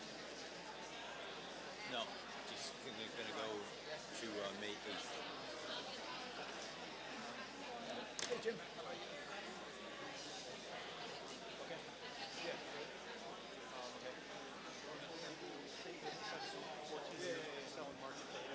Okay. And do you want That's what this is for. yellow sheet ones, or do you want to do the? I can't get here on this stuff.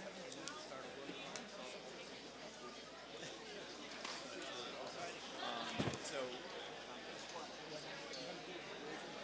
yeah, I'm gonna do the. Yeah, why don't you just, I guess, just do it right. Yeah. Yeah. Yep. Yeah. Okay. Perfect. Great. Thanks, Jim.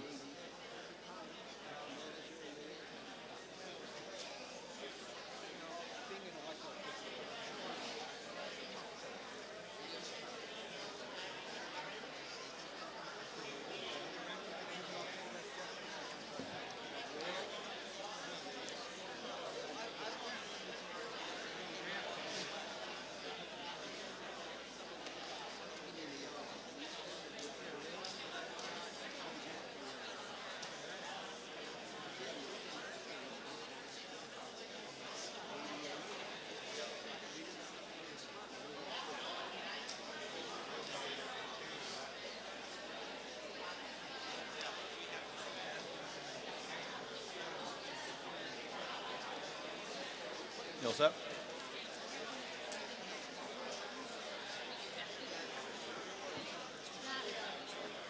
I know, it's really cool. The meeting will come to order. The town meeting members, please take their seats. We'll return to debate on Article number 14. Under Article number 14, we are at motion number 44 through 50, which come under the capital part of the budget. The chairperson of the Capital Planning Committee, Ms. Filio, is not here this evening, but on behalf of the Capital Planning Committee, its member Jim Johnson. Mr. Johnson, to the motions under the capital section of Article 14. Next one? Oh, okay, sorry. Mr. Moderator, Board of Selectmen, Finance Committee, Town Meeting members, hello. On behalf of the committee, Capital Committee, I'd like to thank you for your support in the future and definitely for your support tonight. At the table, you will see a handout. I would ask that you look over it. It gives a pretty good overview of the fact that we desperately need money like everybody else, but we're making it work and we will survive. If you remember last fall, town meeting authorized money from the stabilization fund to do the McCall ceiling replacement, to stabilize and demolition parts of the DPW wall, classroom conversion in the existing space. The capital account, we requested a new fire pumper. I talked to the chief. It's on order. It should be here in about a year. He said about a year. We did the VHA update, and we'll be seeing the results for that in the next capital program. We also requested lead neck and lead service removal, which is an ongoing problem with the DPW, and they're doing a very good job at it. Water treatment plant we're working on, and the stormwater management we authorized work to do last fall. Tonight, we're asking your support in the Morocco Fire Alarm System, which is Article 19. We're asking DPW Parks roof replacement, which is on the yellow sheet. Those will be from the Building Stabilization Fund. Capital Stabilization Fund, we will be requesting additional funds for the McCall ceiling, Article 33, to address lighting issues. We have various ADA projects throughout the school and the town. That's the amount of $125,000. We do have our ongoing road and sidewalk projects, which were in the yellow sheet. We are requesting a new salter for the town. Our water and sewer enterprise accounts, we have 3 requests. One is carbon filter replacement at the water treatment plant. One is a stormwater permit, which is an annual permit. And one is a meter replacement, which is a loan grant fund. In the cemetery trust fund, we're requesting a pickup truck and pruning and trimming around the cemetery and doing some additional planting. Thank you.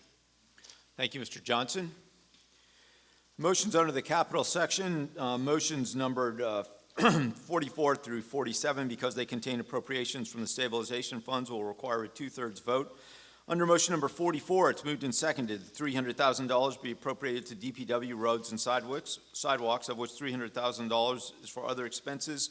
Of this appropriation, $220,000 will be from general fund revenues and $8,000 from the capital stabilization fund. All those in favor? Any opposed? Chair declares the vote unanimous, meets the 2/3 threshold. Motion number 45, it's moved and seconded that $125,000 be appropriated to ADA town and school projects, of which $125,000 is for other expenses. Of these amounts, $125,000 will be appropriated from the capital stabilization fund. All those in favor? Any opposed? Motion passes. Chair declares the vote unanimous. Under motion number 46, it's moved and seconded that $200,000 be appropriated to DPW Maintenance Department building roof, of which $200,000 is for other expenses. Of these amounts, $200,000 will be appropriated from the Building Stabilization Fund. All those in favor? Any opposed?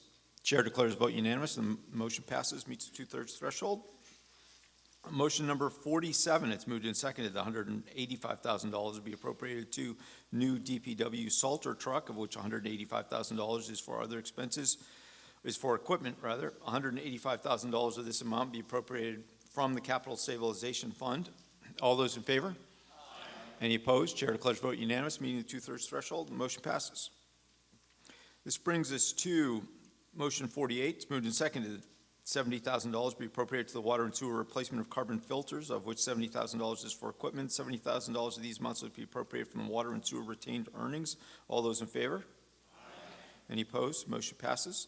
Motion 49. It's moved and seconded. $135,000 be appropriated to water and sewer EPA MS4 stormwater permit year 1, of which $135,000 is for other expenses. Of these amounts, $135,000 will be appropriated from water and sewer retained earnings. All those in favor? Any opposed? Motion passes. Motion number 50 is moved and seconded that $35,000 be appropriated to water and sewer stall road groundwater study, of which $35,000 is for other expenses. Of these amounts, $35,000 shall be appropriated from the water and sewer retained earnings. All those in favor? Any opposed? The motion passes. This concludes the motions being made under Article 14, and we move to Article 15, also an appropriation article brought by the Finance Committee. Article 15 addresses the appropriation of funds from the capital stabilization and the building stabilization funds under a policy adopted by the Finance Committee and the town meeting in 2010 that as bonds mature and debt service declines, amounts that were formerly committed to capital project debt service will be transferred each year to these funds to support new capital projects. Under Article 15, motion number 1, it's moved and seconded the town vote to raise and appropriate $654,120 to the Capital Stabilization Fund under Chapter 69 of the Acts of 2002. These motions require a 2/3 vote. Mr. Michelson addressed these motions in his main presentation, but further on the motion, Mr. Michelson? So Finance Committee voted favorable action on both motion number 1, which was $654,120 for the Capital Stabilization Fund, and motion number 2 for $30,000 on the Building Stabilization Fund, both favorable action. May we have a recommendation from the Board of Selectmen? Its chairperson, Mr. Whitehead. Mr. Whitehead. Yes, the Board of Selectmen recommends favorable action on both motions. Motion number 1 is previously read by the chair. All those in favor? Any opposed? The motion passes. Chair declares a vote unanimous, 2/3 vote threshold having been met. Motion number 2, moved and seconded, that the town vote to raise and appropriate $30,000 to the Building Stabilization Fund under Chapter 69 of the Acts of 2002, 2/3 vote being required. All those in favor? Any opposed? Chair declares vote unanimous, and the motion passes, 2/3 threshold having been met. This brings us to Article 16. Article 16, the motion itself is at the bottom of the yellow sheet. Under the subhead, Article 16, fiscal year 2018 Water and Sewer Enterprise. Under Article 16, brought by the Finance Committee, it's moved and seconded that $9,477,189 be appropriated for the Water and Sewer Enterprise account, of which $1,236,574 is personal services and $8,240,615 is for expenses, and that $1,291,230 be included in the appropriation from the general fund for indirect costs and be allocated to the Water and Sewer Enterprise Fund, raising a total of $10,768,419. The proponent of motion number 1 under Article 16, the Finance Committee. The Finance Committee, its chairperson, Mr. Michelson. Mr. Michelson. Finance Committee voted favorable action on motion number 1. This is for the Water and Sewer Enterprise Fund. And we have a recommendation from the Board of Selectmen. Its chair, Mr. Whitehead. Mr. Whitehead. The Board of Selectmen unanimously recommended favorable action. Motion number 1 is previously read by the chair. All those in favor? Any opposed? Motion passes. This brings us to Article 17.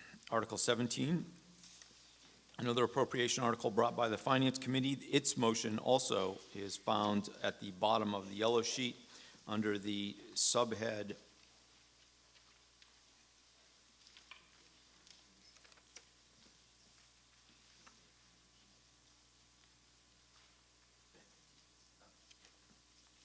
under the subhead Recreation Enterprise. Motion under Article 17.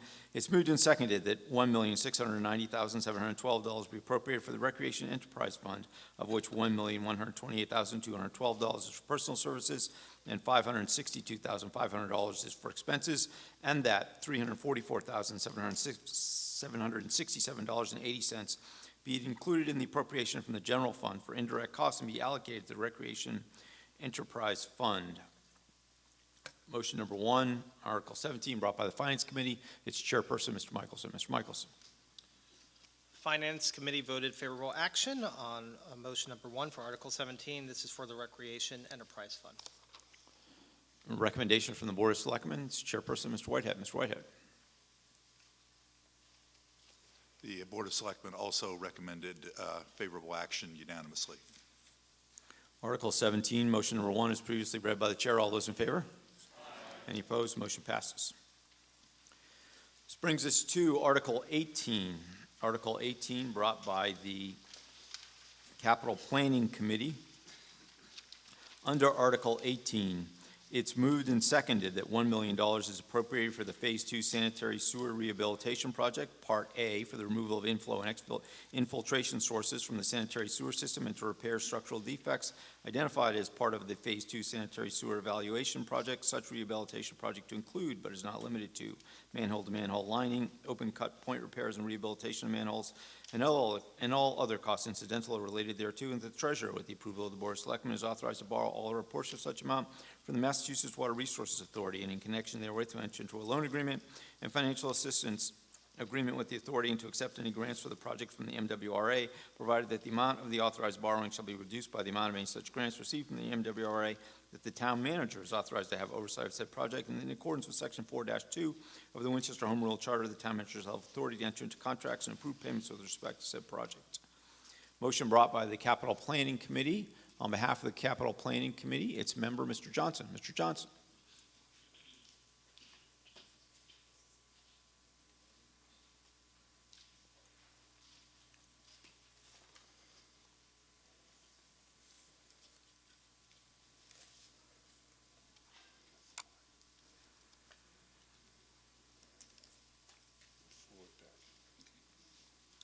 Good evening again. Article 18 is Phase 2 of a sanitary sewer rehab project we had presented before. It's for the construction removal of I&I in the town's sewer system. This work will include approximately 9,000 linear feet of sewer main lining, approximately 14 open cuts in the road, and the rehabilitation of about 64 manholes. The improvements are part of a two-part project. Part B will be followed when funding is available. The project area will be Cambridge Street, Church Street, Leslie Road, Lawson Road, and Wildwood Street. This request is $1 million. This program is eligible for MWR local assistance program with a 75% grant and a 25% low-interest loan. Thank you. Thank you, Mr. Johnson. Jim, why don't you stay right there and you can do the next, stay up front, you can do the next Morocco article as well. Although we'll probably need the podium. May we have a recommendation from the Finance Committee? Mr. Michelson. The Finance Committee voted favorable action on Article 18, specifically that this will be funded with an MWRA loan grant program, as Mr. Johnson just mentioned. And we have a recommendation from the Board of Selectmen. Mr. Whitehead. Yes, this is an important project that helps reduce the sanitary sewer overflows that are occurring down around Everett and into the Mystic Lakes, and it's of which we are in violation. So we need to do this to get this in line, and the Board of Selectmen recommend favorable action. This is a authorization to borrow funds, and accordingly it will require a 2/3 vote of the meeting for approval. The motion, as previously read by the chair under Article 18, all those in favor? Aye. Any opposed? Motion passes. Chair declares vote unanimous, 2/3 threshold having been met. This brings us to Article number 19. Under Article number 19, it's moved and seconded that the town vote to appropriate $165,000 for a new fire alarm system at the Morocco School, including all design, engineering, construction, and other costs incidental or related thereto. Said appropriation to come from the Building Stabilization Fund established under Chapter 69 of the Acts of 2002. The motion is brought by the Capital Planning Committee. On behalf of the Capital Planning Committee, its member, Mr. Johnson. Mr. Johnson.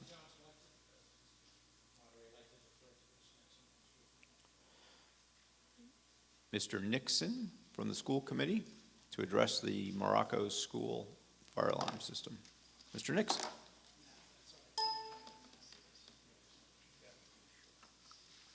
Thank you, Mr. Moderator. Town meeting members, this article makes good on funding you gave us last year to pursue the design of the replacement of the fire alarm system at Morocco. Some of you may be wondering, what's the need to replace the fire alarm system, since, Chris, you just told us a week ago we need to replace the whole building. So that's a fair question. Let me remind you of a couple of things. So the school committee has identified the Lynch and Morocco elementary schools as our next two major capital projects. And you may recall the school committee has voted the priority project actually to be Lynch. We believe on a most aggressive timeline, we won't see a new Lynch for 5 years, and that's not going to come without a lot more community conversation here with town meeting and with the electorate in general.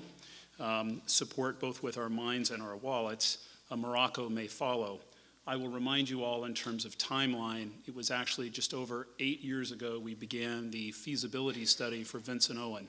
And look at how much we've accomplished with these two projects.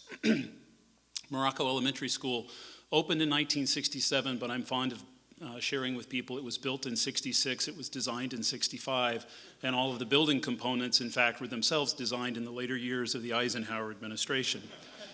So the fire alarm system at Morocco is original to the building. Chief Nash, Captain Rick Tustin, and the other good folks at the fire department each summer at all of our buildings test our life safety systems, and we find each year that elements of the fire alarm system at Morocco are failing.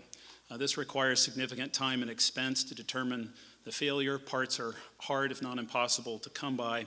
And I'll also share with you the modular expansion project at Morocco that dates to 2009, although themselves, these modulars have a somewhat contemporary fire alarm infrastructure.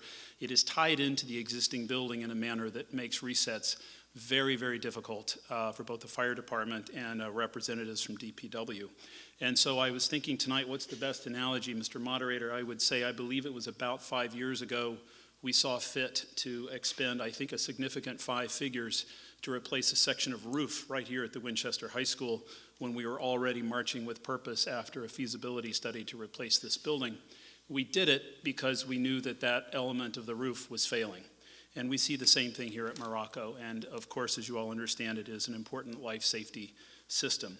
And therefore, while we appreciate your support on the design side, we would look for your support tonight to move forward and replace the fire alarm system. And this work actually would be done over the summer in time for fall of 17. Thank you, Mr. Moderator. Thank you, Mr. Nixon. I spend all night wondering things about things up here, but never why we need to replace a fire alarm system at an elementary school. I'm happy to hear that, sir. May we have a recommendation from the Finance Committee, Mr. Michaels? So Finance Committee has approved favorable action on Article 19 for the fire alarm system. It's highest recommendation. The Capital Planning Committee goes through lots of different capital requests and looks at the safety issues as top, and this is one of the ones that's risen to the top. Thanks. This is an appropriation from a stabilization fund, and accordingly it requires a 2/3 vote. All those in favor? Any opposed? Chair declares vote unanimous. Motion passes, meets the 2/3 threshold. This brings us to Article number 20, which is another article brought by the Capital Planning Committee. Under Article number 20, it's moved and seconded that the town vote to appropriate $33,600 to supplement the McCall School gym ceiling replacement, account number 0397372, appropriated at the fall 2016 town meeting for the addition of new ceiling lights, including all design, engineering, construction, and other costs incidental related to thereto. Said appropriation to come from free cash. On behalf of the Capital Planning Committee, again, Mr. Nixon. Mr. Nixon. Thank you again, Mr. Moderator. So this is, as I think the language is pretty clear, a supplemental funding request. We had initially hoped that we'd be able to reuse the troffer lighting system that we have in the ceiling of McCall. It was designed for a lay-in architectural ceiling, and our design team has determined that, in fact, while that is possible, it is, in fact, so cumbersome so as to add significant cost to the project that really was not identified in the early sort of conceptual stage. And therefore, this recommendation, given the hard ceiling that we're installing, you all will remember some of the pictures I've shared with you, the number of tiles that have fallen, including once during a girls' basketball game. It's important to replace this ceiling. And so with that, a recommendation that we actually install new lighting. This will be a high-efficiency LED lighting system, so it may be a small consolation, but we would expect to see some offset in the operating costs, and the space will run a little cooler as well. Motion comes before the town meeting on Article 20, as previously read by the chair. All those in favor? Aye. Any opposed? Motion passes. Mr. Michelson, my apologies. I hope I didn't deprive you of something there. Thank you for your courtesy and patience, the chair. Article number 21. Article number 21, brought by the town manager, is on page 37 of the town meeting booklet. It's the appropriation of $350,000. It will come from borrowing, and as such, it will require a 2/3 vote. The motion's moved and seconded that $350,000 is appropriated for improvements to the Thornbury Road pumping station, and the motion otherwise reads as set forth on page 37 of the materials distributed to you under Article 21. The proponent of the article, the town manager, Mr. Howard. Mr. Howard. Mr. Whitehead, on behalf of the Board of Selectmen. Mr. Whitehead. Leave the sewage to somebody else. Make you mayor of Malden for nothing. There we go.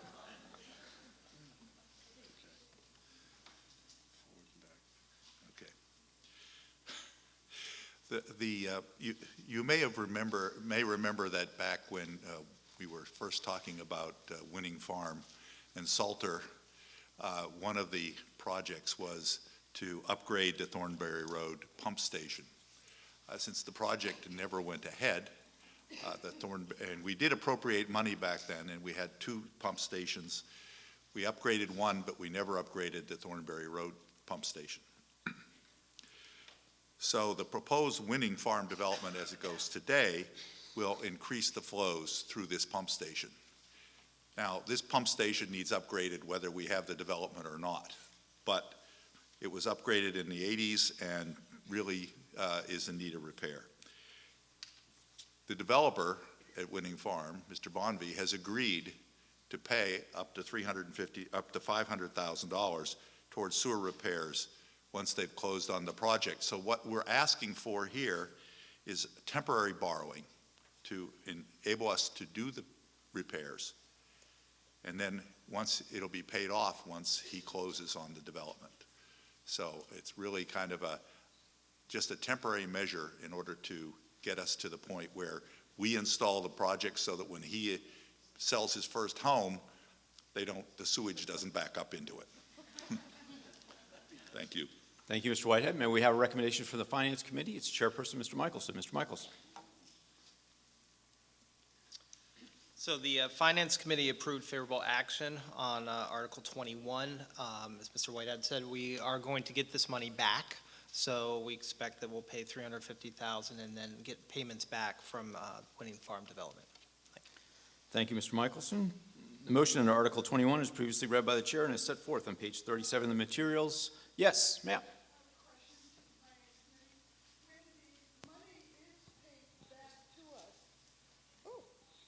When the money is paid back to us, what becomes of that? Does it pay off the borrowing, or does it go into another fund?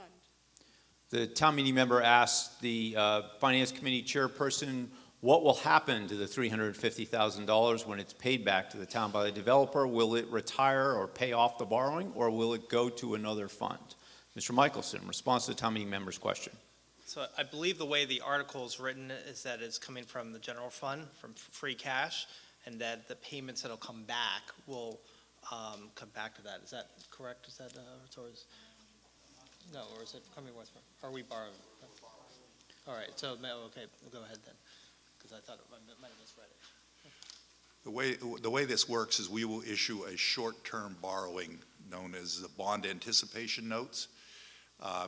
They're fairly low interest, and they will, once they are, then once we receive the money, we will pay off those bonds. We just will not have to do any long-term financing, which if the money never came in, we would have to then roll that over into a longer term, say a 30-year note or something like that to cover it. So the response to the town meeting member's question is that the $350,000 will be used to retire the bond anticipation notes. Yes, further in the question, Ms. Sarah. I'm concerned about tagging ourselves with $350,000 of debt.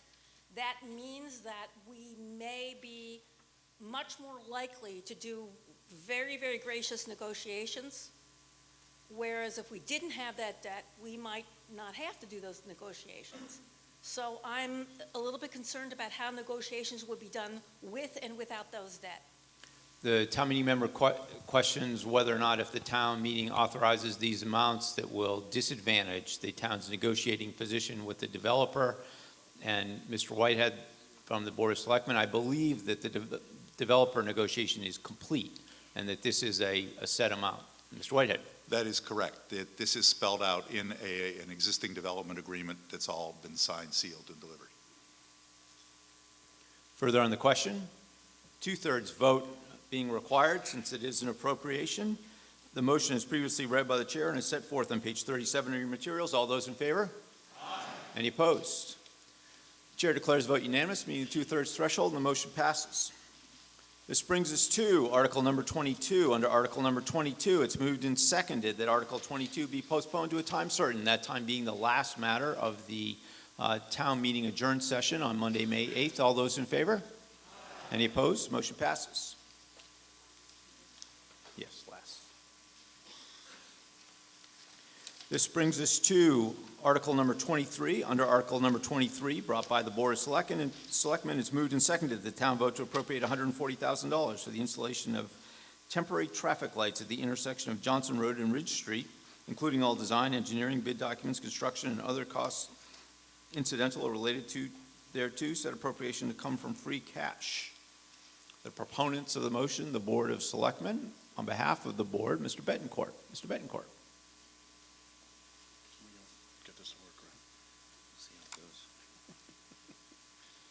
This is the intersection right after you go by the Vincent Owens School. which the moderator attended and graduated from. Thank you, sir. It's been downhill since then, but that was pretty good. Thank you, Mr. Moderator. The Board of Selectmen are seeking funding for a Phase 1 traffic signal at the corner of Johnson Road and Ridge Street. I'm sure many of you are familiar with the intersection at Johnson and Ridge near Vincent Owen on the west side. Over the past several years, the intersection has precipitated the most complaints from residents in regard to travel, traffic, and safety. One of the biggest issues with the intersection, independent of high traffic and pedestrian volumes, is that it's designed in a way that minimizes visibility and creates high risk of impact for drivers. While the traffic volumes have increased in line with population growth, we've also seen the advent of crowdsourced traffic information, which increases volume by navigating drivers through streets and roads that they otherwise would not use as part of their commute. The Johnson and Ridge intersection has become a cut-through for commuters coming from Lexington from the west and Woburn from the north, and we have seen increased accidents as a result of the commuter traffic and high pedestrian volumes because of the proximity to Vincent Owen Elementary School and the swim and tennis club. The figures from the Department of Transportation show us in the middle left of the map. Let's see if I can get this on here. So over this area here, that show us that there are up to 4,000 cars traveling through this intersection during peak hours. And this snapshot of traffic was actually taken in 2010, so traffic volumes have increased quite a bit since then. As of now, the intersections at Johnson and Ridge and Swanton and Main have the highest traffic throughput in town. In 2000 again, and again in 2015, in response to residents' concerns, we hired a consultant to recommend solutions for the intersection. The resulting recommendation indicated the stop signs and flashing yellow lights were not sufficient, and we would need to fully signalize the intersection to be safe for pedestrians and traffic. To do this, it would cost the town in excess of $1 million. While residents were waiting for the town to take action, several residents, led by Myrna Chan McRae, which you'll hear from tonight, and including Audrey Siciliano, Lisa Colley, and Lori Clark, drafted an application for funds through the Safe Routes to School grant program. Based on their efforts, the town has recently received notice that we will receive a grant for the traffic signal and improvements to sidewalks of nearly $1.67 million.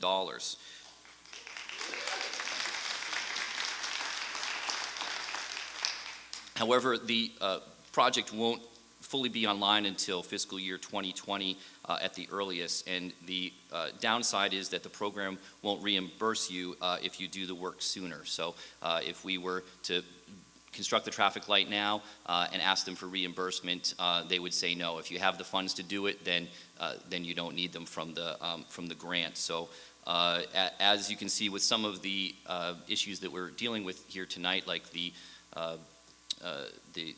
fire system at Morocco, a lot of times our capital needs don't fully align with the timeline of our investment. So we often have to do things in a way to provide temporary solutions. Because of the high risk of safety, the Board of Selectmen looked for temporary solutions, and Chief of Police Peter McDonald recommended that we consider a temporary signalization. Installing temporary lights will give us the opportunity to make the intersection as safe as possible until the intersection is fully signalized. We will install temporary posts on the corners of the intersection and secure lights on wires hanging between them. It won't look fancy, but will provide us with a temporary solution to a problem that has existed for years until the grant project begins. It will look similar to lights pictured above. As you can see, the 4 posts hanging and the lights in the middle. And if approved, the design, the Safe Routes to School improvements, as you can see by the diagram here, there will be the improved traffic signal This is for the Safe Routes to School program, and then sidewalk improvements as well. So the Safe Routes to School grant is not simply to put the traffic light there, but also to improve the whole area around Vincent Owens. So it's really a full project. And the next step is for the, if town meetings approves, for the temporary signals will be done this summer, with the design to be done this summer and the project to be bid and constructed in the fall and early winter. And at this point, Mass Department of Transportation is beginning the project development process for the full signalization and sidewalk improvements under the Safe Routes to School grant, and construction, as I mentioned, is likely in fiscal year 2020.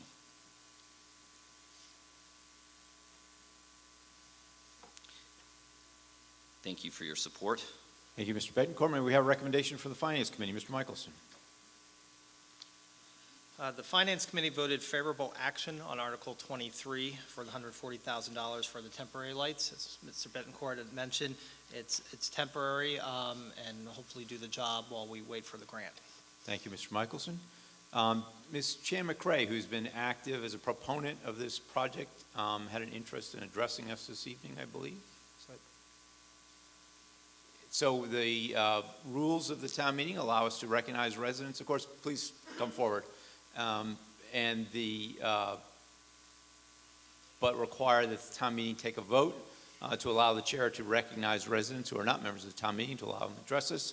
And accordingly, on that procedural matter, it's moved and seconded that the town meeting hear from Ms. McRae. All those in favor? Aye. Any opposed? Ms. McRae. Thank you, moderator, for having me tonight. And it's nice to meet you all, and thank you all for your time and commitment as town meeting members. I don't want to take up too much time. I just wanted to support Mike Bettencourt in pushing this $140,000 for the temporary Phase 1 light. I won't go into the details of how we got to this point after 5 years of waiting for the grant, but I'm thrilled that the grant has been approved, and I just support the light, the temporary light, filling the gap in safety for not only the families at VO, but also all those that travel through this very active and congested part of Johnson and Ridge. So thank you very much. Thank you very much, Ms. Chan McRae. We apologize for downloading that Waze app, too. It's under Article 23, it's moved and seconded that the town vote to appropriate $140,000 for the installation of temporary traffic lights at the intersection of Johnson Road and Ridge Street, including all design, engineering, bid documents, construction, and other costs incidental or related thereto, said appropriation to come from free cash. All those in favor? Aye. Any opposed? The motion passes. This brings us to Article number 24. Article number 24 is an article brought by the school committee. Under Article 24, it's moved and seconded to transfer from free cash $571,000 for a free all-day kindergarten program to be operated by the Winchester Public Schools. So usually with respect to school and education appropriations, as we noted earlier this evening, we do those in a block format in accordance with the laws of the Commonwealth of Massachusetts, it having been decided early in the history of the Commonwealth that a town meeting was not a place where we should debate the educational program content. In other words, it's not a good idea to ask the town meeting whether you should teach algebra or not. Those things are appropriately left to the superintendent of schools and the school committee, who we elect. And accordingly, it's unusual for us to be debating, and in addition to unusual, likely unwise, for us to be debating programmatic issues. But here, in this instance, the school committee has brought this motion forward and asked for this appropriation. So the chair believes that it would be appropriate for us. Obviously, we need to decide whether or not to authorize this expenditure, and because the expenditure is tied to a particular program, questions, debate about the program itself, the chair finds to be in order. However, the chair would ask the meeting keep in mind the purpose of the school committee and the general delegation of authority as to educational content. So on behalf of the school committee and the proponent of the motion, Ms. Verdicchio. Sorry, sir. Certainly, yes. As well. Dr. Evans will also be presenting and joining in the presentation of Article 24.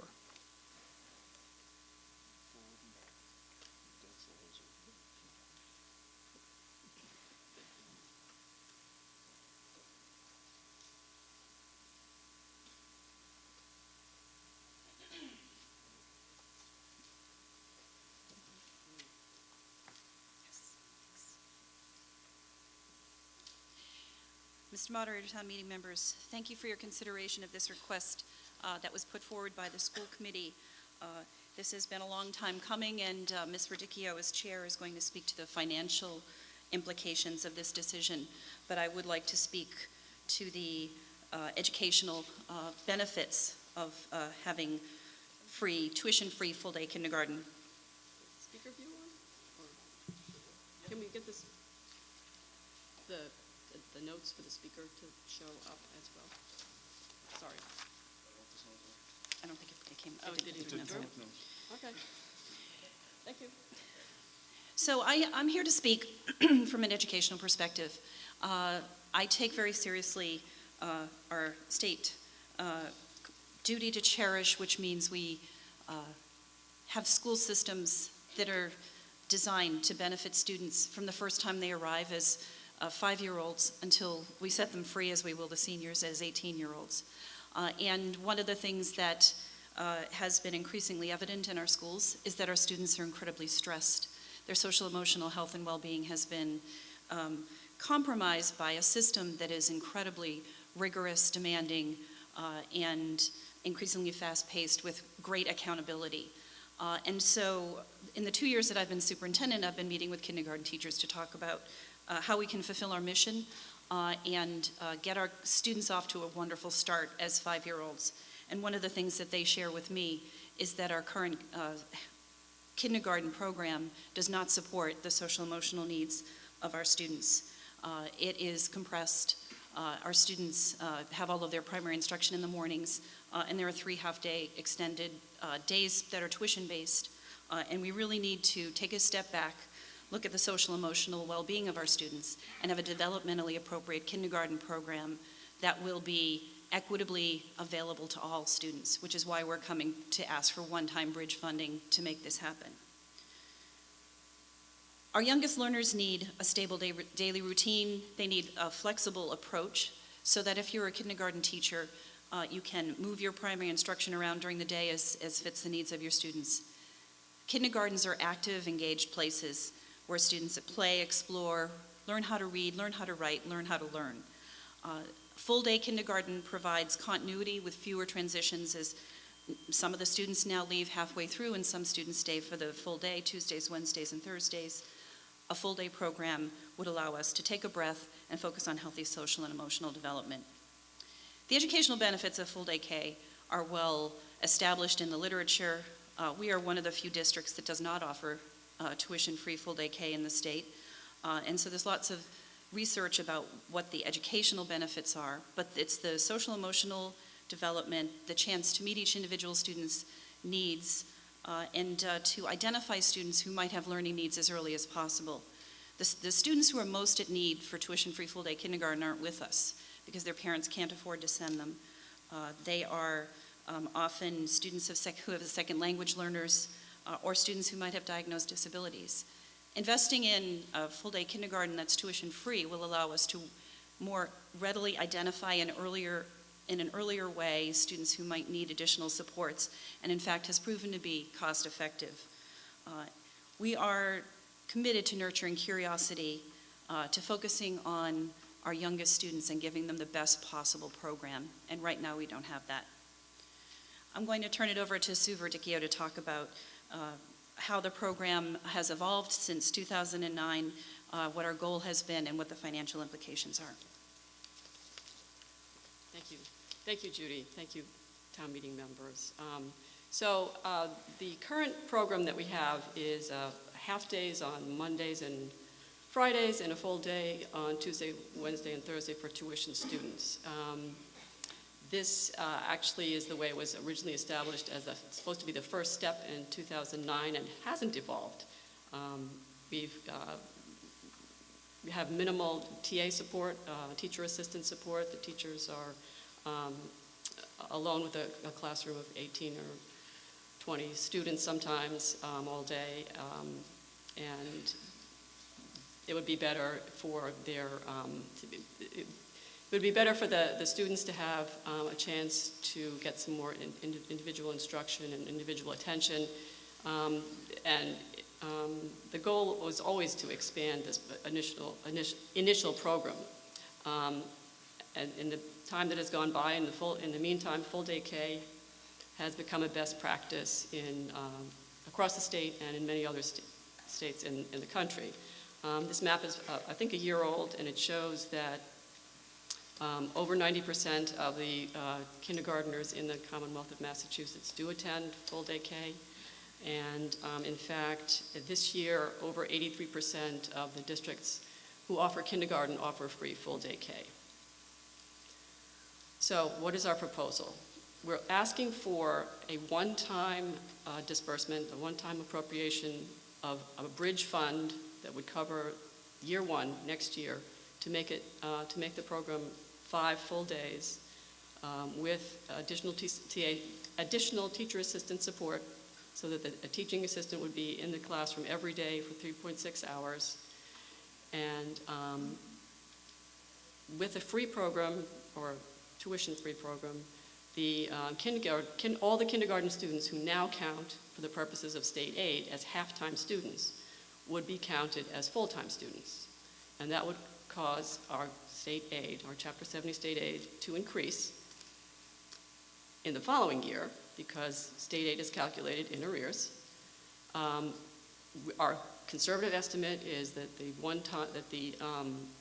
state aid increase would be around $471,000. It could be higher, that's just an estimate. Could be lower, but most likely will not be lower.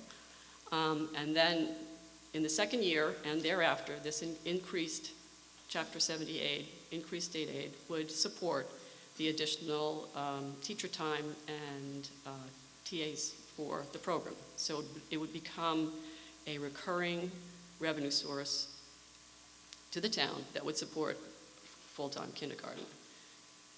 More importantly, this would allow us to have equitable access to quality full-time kindergarten, which is a fundamental foundation for lifelong learning and only consistent with the excellent education opportunities that we have in Winchester in the other grades.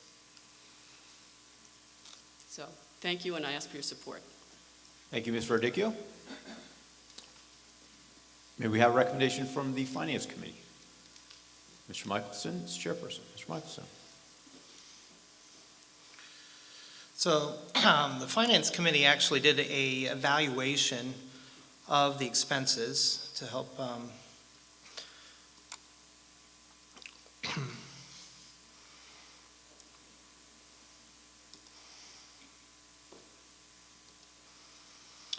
So the Finance Committee did an evaluation of the expenses to help town meeting members and the Finance Committee evaluate how this would look from a financial standpoint.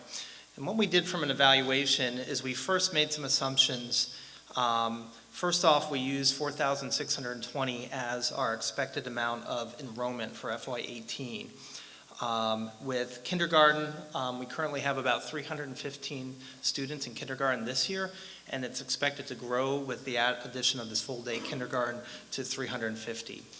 The biggest question we wanted to look at was Chapter 70 funding. So right now, the Chapter 70 funding increase, we had to make some assumptions about that based on today, Chapter 70 is only based on half-day, reimbursement rate for the students that are in kindergarten today. If we go to full-day kindergarten, there's a full reimbursement rate. And so we did a calculation and made an assumption that, along with the school committee's recommendation, that $471,000 of additional state aid would come if we go full-day kindergarten. That would bring the total Chapter 70 to about $8.5 million that the town gets back. Based on that, we estimated approximately we could calculate that for $1,837 per student. Just want to note that this is not how the state calculates it. This is just for practice of trying to demonstrate what this would look like for the town. And then if the Article 24 does not pass, and we do full-time kindergarten and charge tuition, we did a calculation of what that would be as well. The recommendation of school committee and Dr. Evans is that $2,200 per student would be the charge for tuition. And we have to assume that only about 82%, that's roughly what we see now, and based on surveys, 82% of the families would want to do full-day kindergarten. By state law, if we have a tuition-based program, we have to offer half-day kindergarten for free. So based on that, we did a revenue and expense calculation for town meeting members. The current way that the revenue and expense looks like today, Chapter 70 funding is about $290,000 just for kindergarten, and that's half of what, based on the 315 students. And there's current tuition, which is about $295,000. So the town brings in roughly $585,000. Chapter 70 goes directly to the town's general fund, and tuition is actually kept in a revolving fund. On the expense standpoint, expenses we looked at primarily salaries and benefits. Salaries are actually in the education budget today, and benefits are on the town side. So we did some consolidation of that, but this is really to help us understand what the impact would be. From the expense standpoint, teacher salary for just kindergarten are about $1.18 million, and this is the current program today. And TA salaries, which are part-time, teacher assistant salaries, are about $82,000. Benefits are about $239,000 just for the teachers, and there's a half-day bus, a midday bus that transports the half-day students. So the total is about $1.5 million. So right now today in the education budget, and once again, this is some of the budget that you voted for on the school's side and some of it is on the town side, is total about $975,000. When we do the bridge funding, if you vote today on Article 24, the Chapter 70 funding will be the same in FY18, so $290, and the bridge funding will cover what we had under the tuition and additional amounts of $571,000, which is the ask in Article 24, and that brings the total to about $861,000. On the expense standpoint, teacher salaries will increase because now we'll be doing full-time teachers as opposed to the Tuesday, Wednesday, and Thursday that they teach full-time now and half days on Monday and Friday. And then teacher assistant salaries will actually increase a bit to $237 because there'll be more hours, and benefits will be $250. So at the end of the day, we're looking at about an education budget of $1.147. Once again, some of that's on the town sides, on undistributed, and some of it is in the education budget. But it allows us to have that bridge line for FY18. And then under FY19, which will be when we fully get all the Chapter 70 funding back, will be a total of $760,000. Teacher salaries, once again, go up a little bit, 2.5% to 3% for steps in wage changes. And then TA salaries, again, go up a little bit and benefits go up. And you're at about a 1.330. So a little incremental increase with this Article 24. And the idea is that the schools, the education budget will cover everything that's in there. Now, once again, this Chapter 70 is an assumption. We don't know what the state's budget is going to be in FY19. It will be based on 350 students if that's what the enrollment is. But the idea is to give us an idea about that. We did some other analysis. If the article does not pass, if the Article 24 does not pass and we still do full-day kindergarten and charge a tuition, it's going to be a higher, rate for tuition charge to the parents just for the program. Chapter 70 funding will stay the same. Expenses are the same for the program, and we have $1.188 million. And then at FY19, once again, it goes up, but we're charging tuition, and we continue to charge tuition, so we're not offering it as a free program. As far as Finance Committee did vote favorable action for Article 24. though there is increased expenses to the town ongoing, but based on the school committees and based on the evaluation, that's what we found. Thank you. Thank you, Mr. Michelson. May we have a recommendation from the Board of Selectmen? Mr. Betancourt, on behalf of the Board of Selectmen.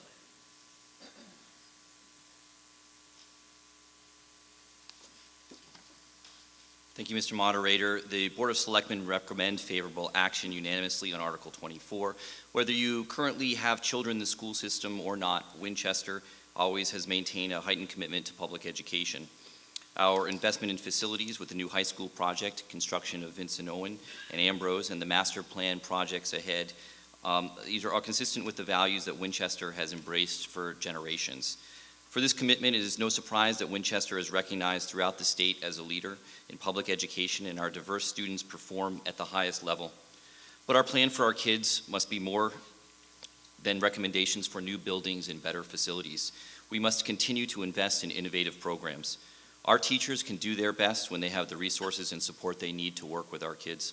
Funding free all-day kindergarten is an important opportunity to invest in our youngest learners and give our teachers the tools they need to do their job. I've attended several of the school committee hearings on funding all-day kindergarten and was proud of the thoughtful engagement of our community on this issue. Where our resources are limited, it is unfortunate that we cannot accommodate every resident with the program of their choice. Some want half-day kindergarten, some want full-time classroom aides, and some want part-time classroom aides with all-day kindergarten. Some are willing to pay a fee, and some can simply not afford it. Unfortunately, public education is not offered a la carte. We have to make tough choices. The school committee is in the position of having to make a recommendation to allocate limited resources and can't meet every need. While I personally feel that an all-day program with full-time aides is the best option, it's not financially possible at this time. But Winchester has a way of approaching issues incrementally, just as with this one. We started with half-day kindergarten and are now moving towards a recommendation of all-day kindergarten. And at this point, we must strive for the program with the best option of returning state aid to Winchester. Because the state of Massachusetts underfunds public education by nearly $2 billion every single year, there are a lot of towns clamoring for these funds. With a half-day program, as you've heard, the state will not subsidize our town or reimburse us fully. They will only invest fully in an all-day kindergarten program. That means that we are leaving money on the table where other communities are taking advantage of it. Statewide, 92.9% of kindergarten students attend full-time kindergarten programs. 83% of those districts offer those programs tuition-free, like the programs being offered here. At this point, we are catching up with a lot of communities around us who have seen the success of all-day kindergarten. As our classrooms increase in size, complexity, and diversity, we must gauge our youngest learners as early as possible. That doesn't mean we are forcing them to learn calculus or preparing them for the MCAS. We are learning as much about them as they are learning from us. Nearly 20% of our students are on an IEP or 504 plan receiving special education. The sooner we learn what our kids need, the more we are able to make their education experience a meaningful one. Please join me in the Board of Selectmen in supporting funding for tuition-free all-day kindergarten. Thank you. Thank you, Mr. Betancourt. Further on the question? I know we have one resident who wishes to speak on the issue. Let me hear from her first. So Claire Barden is a resident of the town, but not a town meeting member. And she has asked to address the town meeting. It's moved and seconded that the town meeting hear from Ms. Barden. All those in favor? Opposed? Motion passes. Ms. Barden. Ms. Barden is kind enough to give us a handout with her materials, which is a orange one. And the only flaw in your handout, Ms. Barden, was the appropriation of the town seal, yeah, which we feel about much like Mr. Trump feels about putting Trump in front of hotels. Okay, perfect. Thank you. We try to restrict that to the town clerk's use, but thank you very much. Yes, I apologize for that. This is my first time at a town meeting, but my intent was to come up here and say I authored the orange sheet, not the town. So apologies for any confusion there.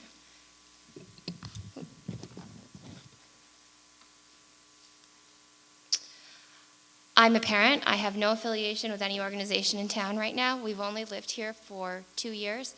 I have 2 young children, and I have no idea whether my 1-year-old is going to enroll in full-day or half-day kindergarten. My background professionally is in education consulting and strategic research and analysis.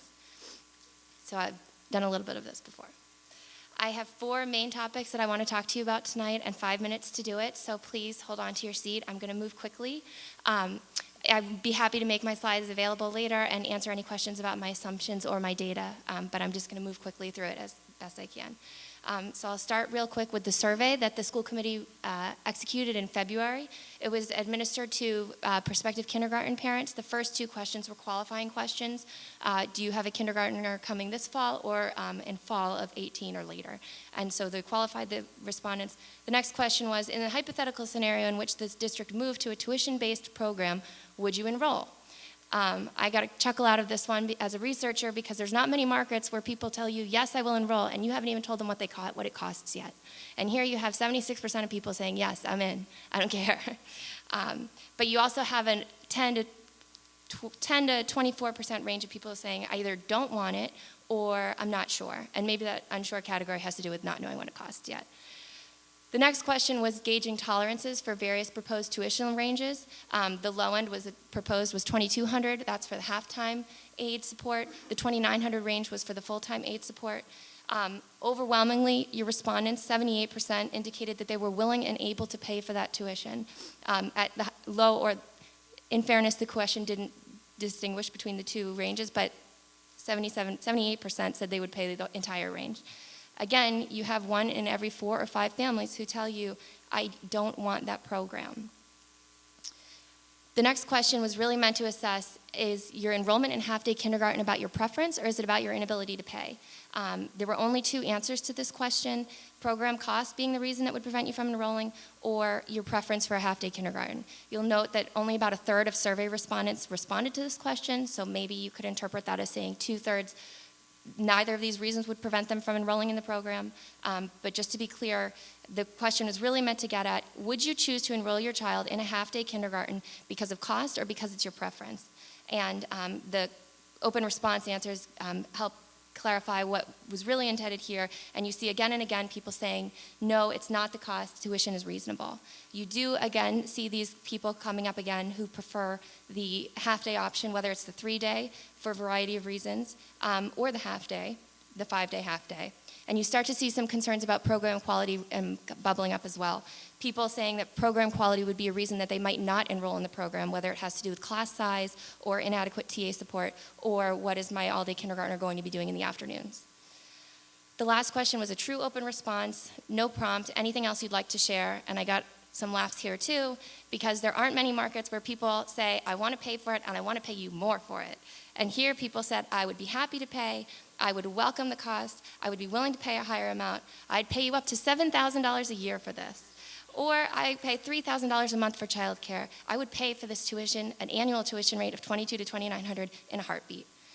So I would venture to say that the proposed tuition rates are reasonable. The tuition rates around the state of Massachusetts, the average tuition rate is $3,400, $3,358. So we're still well below that average. Currently, we do waive tuitions for families who can't afford the program based on free and reduced lunch. There's no reason that we couldn't offer scholarship assistance to those programs to those families who want that program, but where the cost is prohibitive. I just want to touch quickly on childcare and maybe comment on why those families are so happy at the proposed tuition, because Massachusetts is one of the most expensive states in the nation for childcare. Our state average for childcare for a 4-year-old is $13,000, and that's the state average. I bet it's much higher in the Boston area. I'm flying through these slides, but there's overwhelming support for full-time TAs in the classroom, both in that survey that I just presented and also at public comments across 4 different school committee meetings from parents, from the kindergarten teachers, they've come out en masse, from administrators. The point is they want full-time TAs. I also need to note briefly that there have been multiple open meeting law complaints filed against the school committee, including 3 of which were concerning the meeting on February the 28th, where the motion to put this warrant article before town meeting initially passed. So there is some debate about whether the community has had adequate opportunity to be engaged in this conversation. I need to talk about finances. I asked the school committee to provide me the expenses associated with the program, and they told me they couldn't, or the exact words were there were no reports pursuant to my request. So I did some quick math and I tried to back into it. FinCom somehow got that data where I couldn't get it, so they presented a bit of it, but this is my quick math.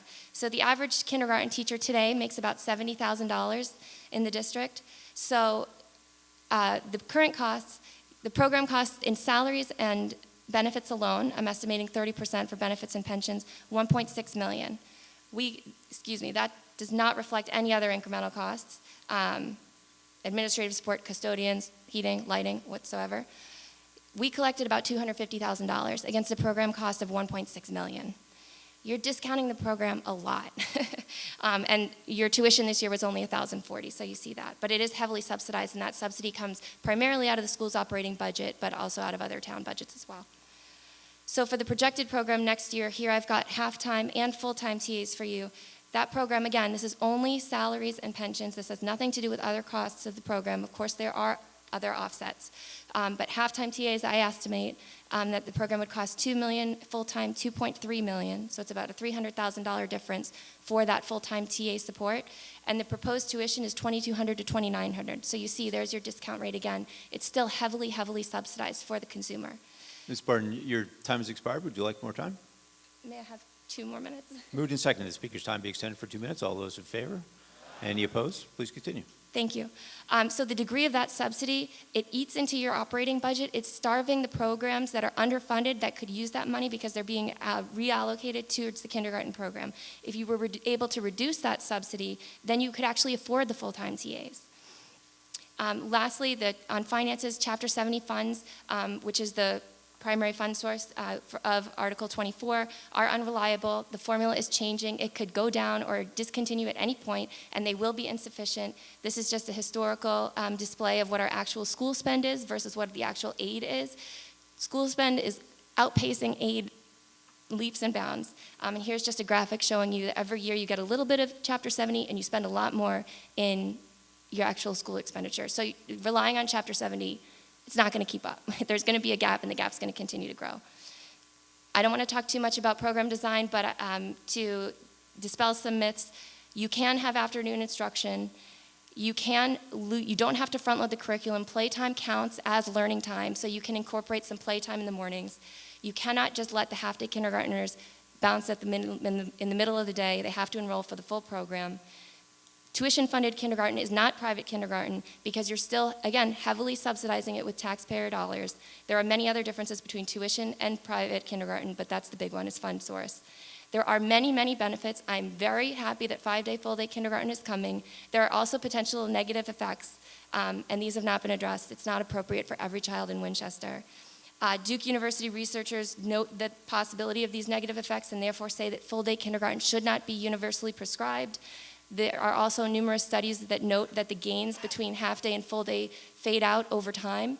And our own superintendent has made that same observation in her previous school district, saying that there's no significant differences between the half-day and the full-day kindergartners. So in summary, kindergarten's an on-ramp. The kids deserve quality on-ramps, but some need a short ramp, some need a long ramp. It should be high quality. I also like poetry. If you'll indulge me, Article 24, you're at a crossroads. A yes vote on Article 24 would eliminate kindergarten choice. You leave it with no path to get to full-time TAs to afford the $300,000 differential, and you have a predictable deficit that's going to grow year over year. And it's going to cost the town $570,000.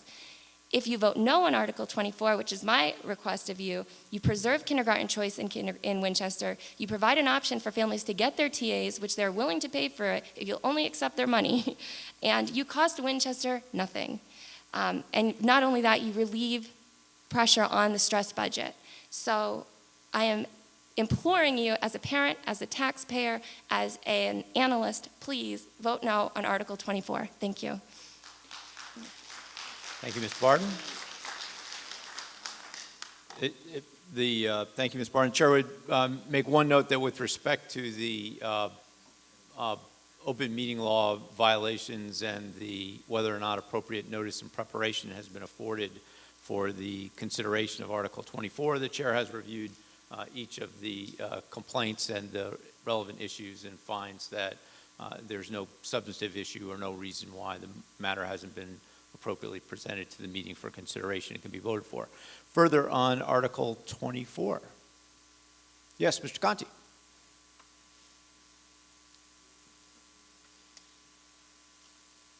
Thank you, Mr. Moderator. I want to congratulate Ms. Barton for presenting an alternate view of exactly what we're facing here tonight. The Commonwealth does not require full-time kindergarten of all communities, and frankly, from what I've heard tonight, I think it would be a serious mistake. I understand, by the way, that the Finance Committee was not unanimous in its support of this proposal, and I would like to hear from those who dissented from the proposal.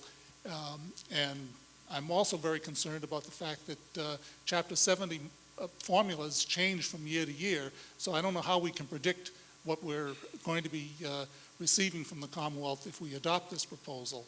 And as the previous speaker pointed out, this is an expensive proposition for the town, which is taking money from other higher priority activities for something that is not required by the Commonwealth. So I would ask that we vote no on this.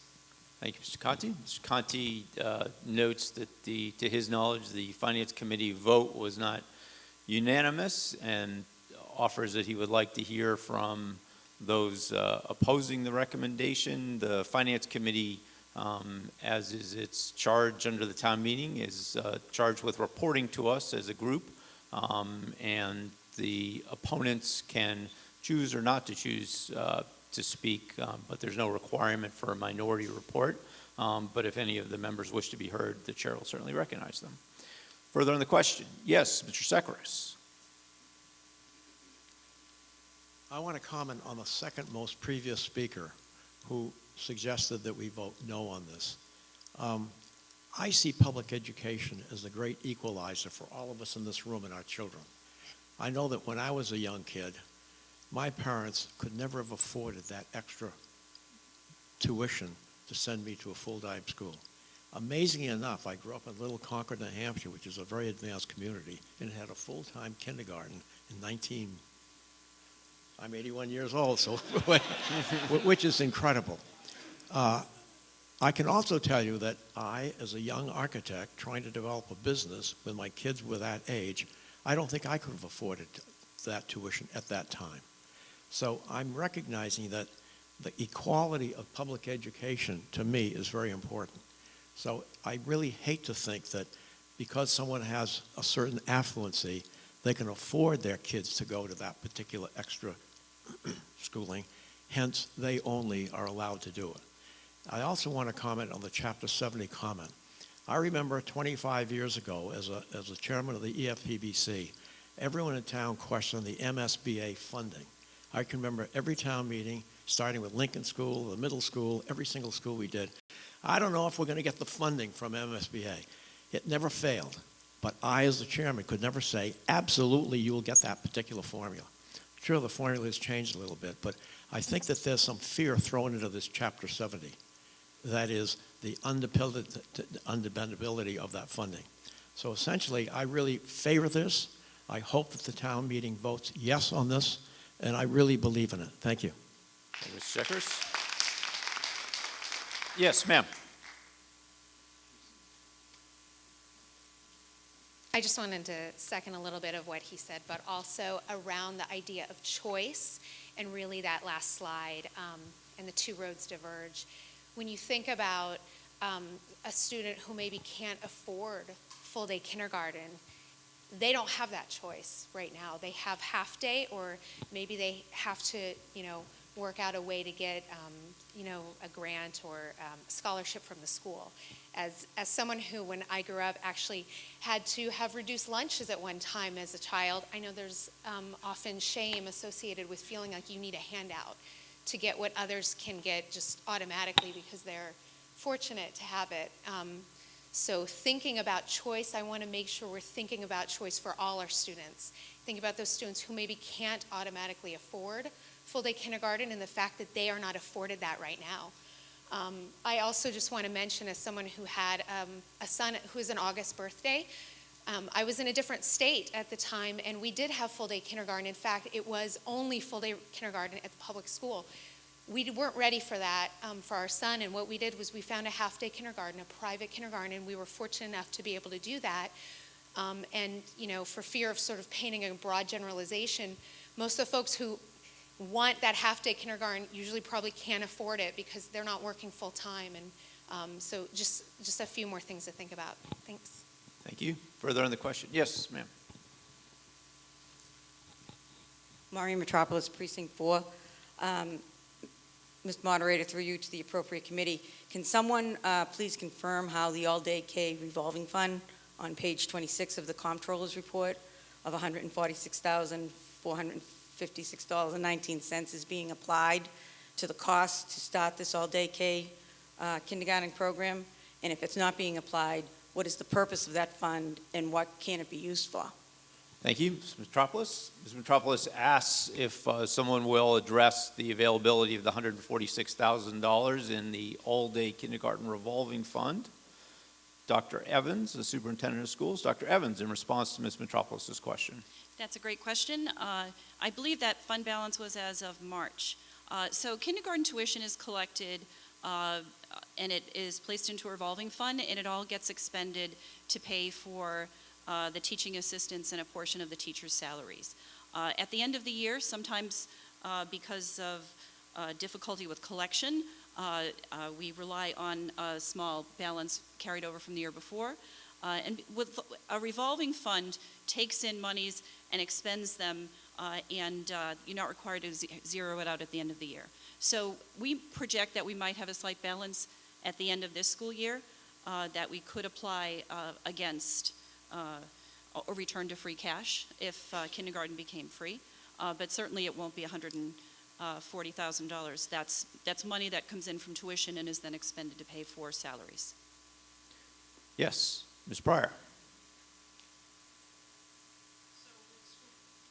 Would the school committee definitely apply it to the cost of all-day K, or may return it to the general fund, or where would that money go if all-day K is funded through this motion?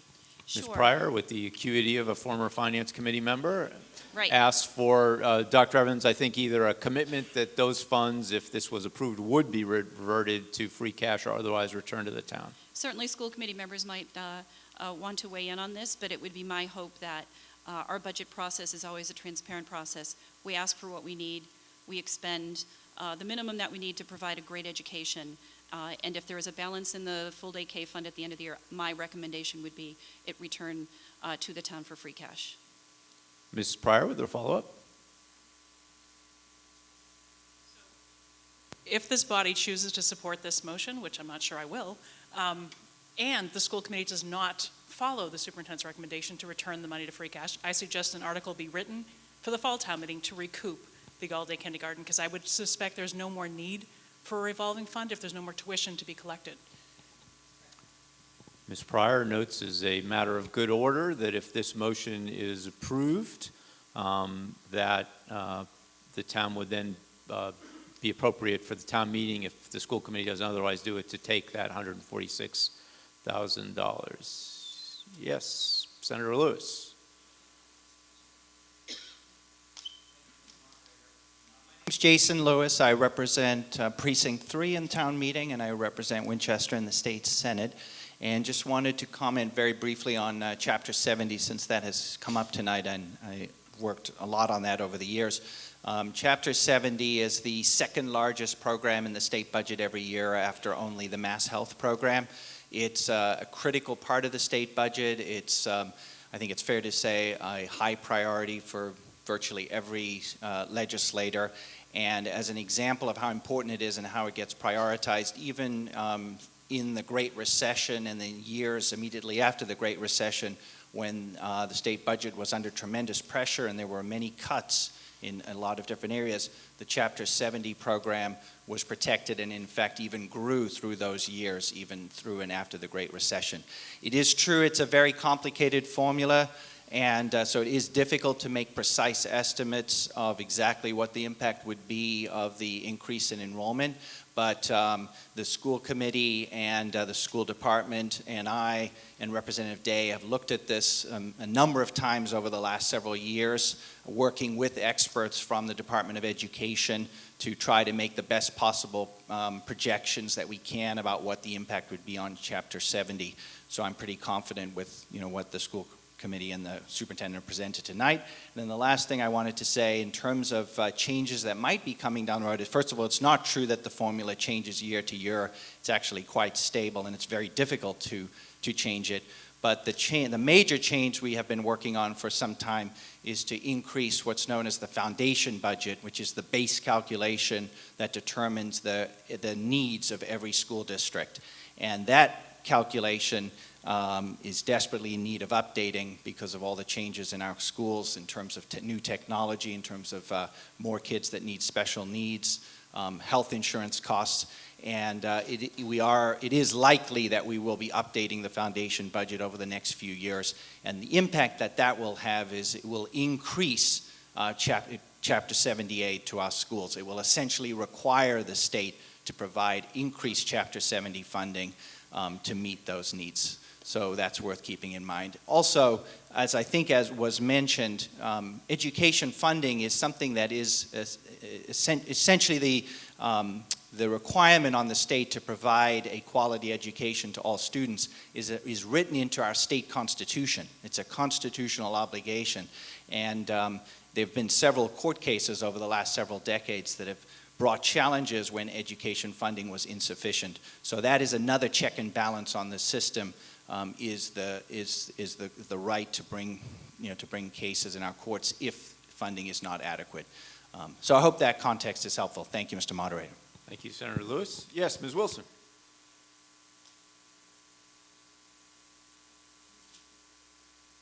Thank you. For those who know me, I'm a fiscal conservative, but I support this article. While it's apples and oranges, I think it's worth pausing to note that tonight we unanimously approved $300,000 for a pumping station, knowing that it's going to be reimbursed by the winning farm developer. But it's possible that it won't be reimbursed, but we went ahead and we voted for it. It's likely, but it might not happen. So I think that's worth pausing to think about as we think about our town's priorities. And then, as I understand it, and someone can correct me if I'm wrong, full-day kindergarten is going to happen whether we approve this article or not. If we approve the article, it will be free to all families, and if we do not, then tuition will be charged for those families who want to send their children to full day. So for my money, I will opt for the path that allows access to all families and allows those families who don't qualify for scholarship but who nevertheless would have to make very hard choices to save their money for the sports fees and the bus fees that they'll face down the road. Thank you. Thank you, Ms. Wilson. Yes, Mrs. Krager.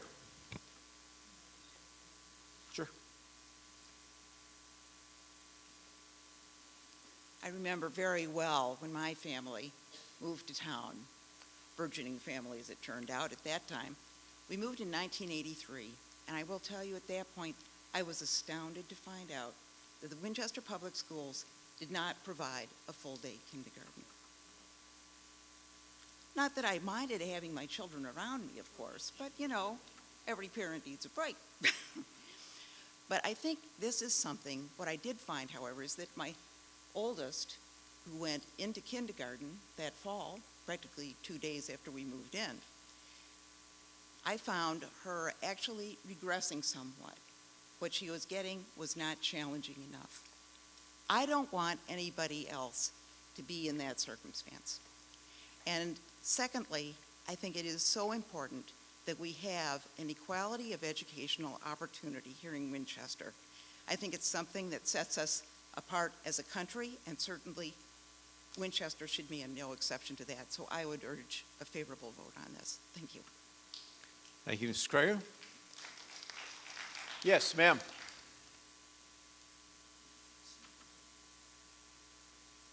Judy Tonello, Precinct 7.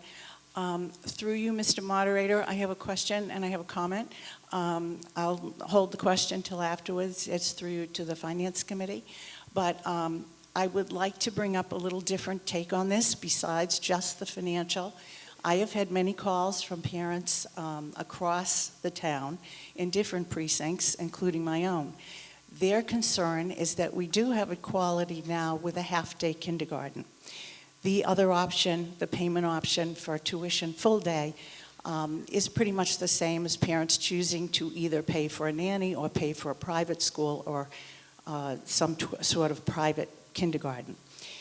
Some of them are concerned about their children, in their mind, not being quite ready to do the full day. Some of them have been in preschool all day. That's mostly play. And some parents who aren't working and are home are happy to take care of that. If they're having to work, they don't have that option. I think that choice is being taken away from many of these parents. I'm an educator myself, have been in the field for over 40 years. I tend to agree with the comment that we saw on the screen that actually our superintendent made herself, that there is no substantial difference academically for our children. At about 5th grade level, they equal out to where they're going to be, whether they have had a half day or a full day of kindergarten at that level. I would like to represent those people who have called me and said, we're losing our choice. We are losing our freedom to have the half-day kindergarten. And I think that if we vote for the full-day kindergarten tonight, we are taking that choice away from those parents. On a separate note, I understand that the Finance Committee did not vote unanimously on this. If no one wants to speak to it separately, that's okay. But I would like to know if I could find out what the vote was. Certainly. The town meeting member asked the chair of the Finance Committee to report the vote of the Finance Committee. So you are correct. The Finance Committee, it was not unanimous. It was actually a very close vote.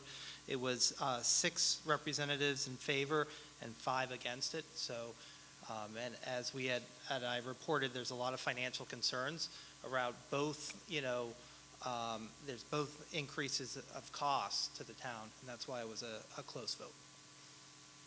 Thank you, Mr. Mike. Thank you. Yes, ma'am.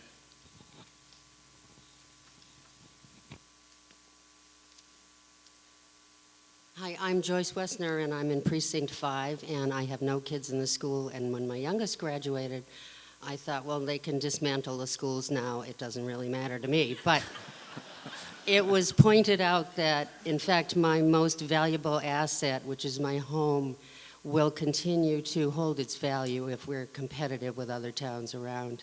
It's almost embarrassing to look at that map of the state and see that in a sea of dark blue towns around us, we are the light blue town that does not provide the tuition-free full-day kindergarten. So we're going to have full-day kindergarten anyway, and if I get the story right, I am being asked to decide whether to charge every kindergarten parent forever tuition, or if I'm going to take it upon myself the responsibility to get for all the parents who may have kindergartners coming along money from the state forever. If you told me I could get money from the state to pay for school buses and to pay for the sports fees, and I said, no, that's okay, let the parents pay for the buses and the sports fees forever, you would think I was crazy. So I really think this is the same thing. I'm being asked to help parents get from the state some money that the state is willing to provide, and that's why I'm going to vote in favor of this article. Thank you. Thank you, Ms. Wessner. Yes, sir.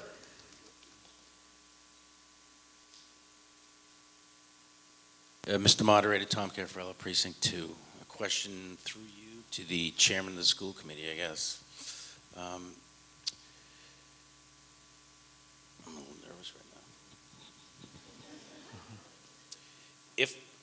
If the oh God, I'm freezing. The oh, I froze for a second. That's okay. You want, if there's other people wanting to speak, if you want to, I'll come back to you, Tom, if you recall it, just raise your hand and I'll come back, if that's easier. Up to you. No, I'm ready now. Okay. All right, for those parents and students that need half-day kindergarten, are they going to be banished from our school system? They can't come here. And if those people, God forbid I say this, they live in Winchester, they can't afford private kindergarten, what are they supposed to do? The town meeting member's question is, will there be any place in the system for those parents who wish to have half-day kindergarten? But can't afford private half-day kindergarten. Right, I understand the question. Ms. Verdicchio, the chairperson of the school committee. It's important to realize that 5-year-olds do not have to go to school. And if you So don't- you're saying they should So, No, I'm saying that's Tom, the actually, option. do you want to do me a favor and hand that microphone back to that young gentleman in the green shirt? And if you have a follow-up, just raise your hand, but we need to allow Ms. Verdicchio to respond. Go ahead, Ms. Verdicchio. I was going to say that if parents know their children the best and what their child is ready for, and if you feel like your 5-year-old is not ready to go to school, you don't have to send them to school. Many parents opt to wait a year for their kids to start kindergarten. I think that in terms of, and right now, a lot of kids do go to preschool, and we have over 80% participation, so that is a small minority of people who are feeling that half-day is the better way to go. I'm sure that the superintendent and building principals would be willing to meet with parents facing this decision and try to figure out what the best thing to do is. There is an option if you negotiate with the schools to sort of homeschool your child part of the day, that's okay too. We really feel that full day is what most students are ready for, and most parents feel their kids are ready for. A lot of kids do go to preschool, and preschool is kind of preparation for kindergarten. And the point is not to take away choice, but the point is to have the best kindergarten that we can for as many students as we can, and that's why we've put forward this motion to do this. Thank you, Ms. Verdicchio. Yes. Certainly, of course. My apologies to this side of the room. I am not your minority report. I'm Samantha Allison, Precinct 3. I come before you tonight as a town meeting member, former Ambrose PTO co-president, former Parent Inter-School Committee member, current chair of the Ambrose PTO Fundraising Committee, and as a parent to a 3rd grader at Ambrose, a 6th grader at McCall, and as a host mother to an ABC scholar who's a freshman at the high school. While my children are well past kindergarten, I remember my own struggle in determining the best option for my oldest child with a late summer birthday. I answered the kindergarten survey that was sent out about 9 or so years ago with a no, I am not interested in full-day kindergarten. Because at the time, I thought that was too long a day for my child. And by the way, he's up in the control booth now working for WinCam.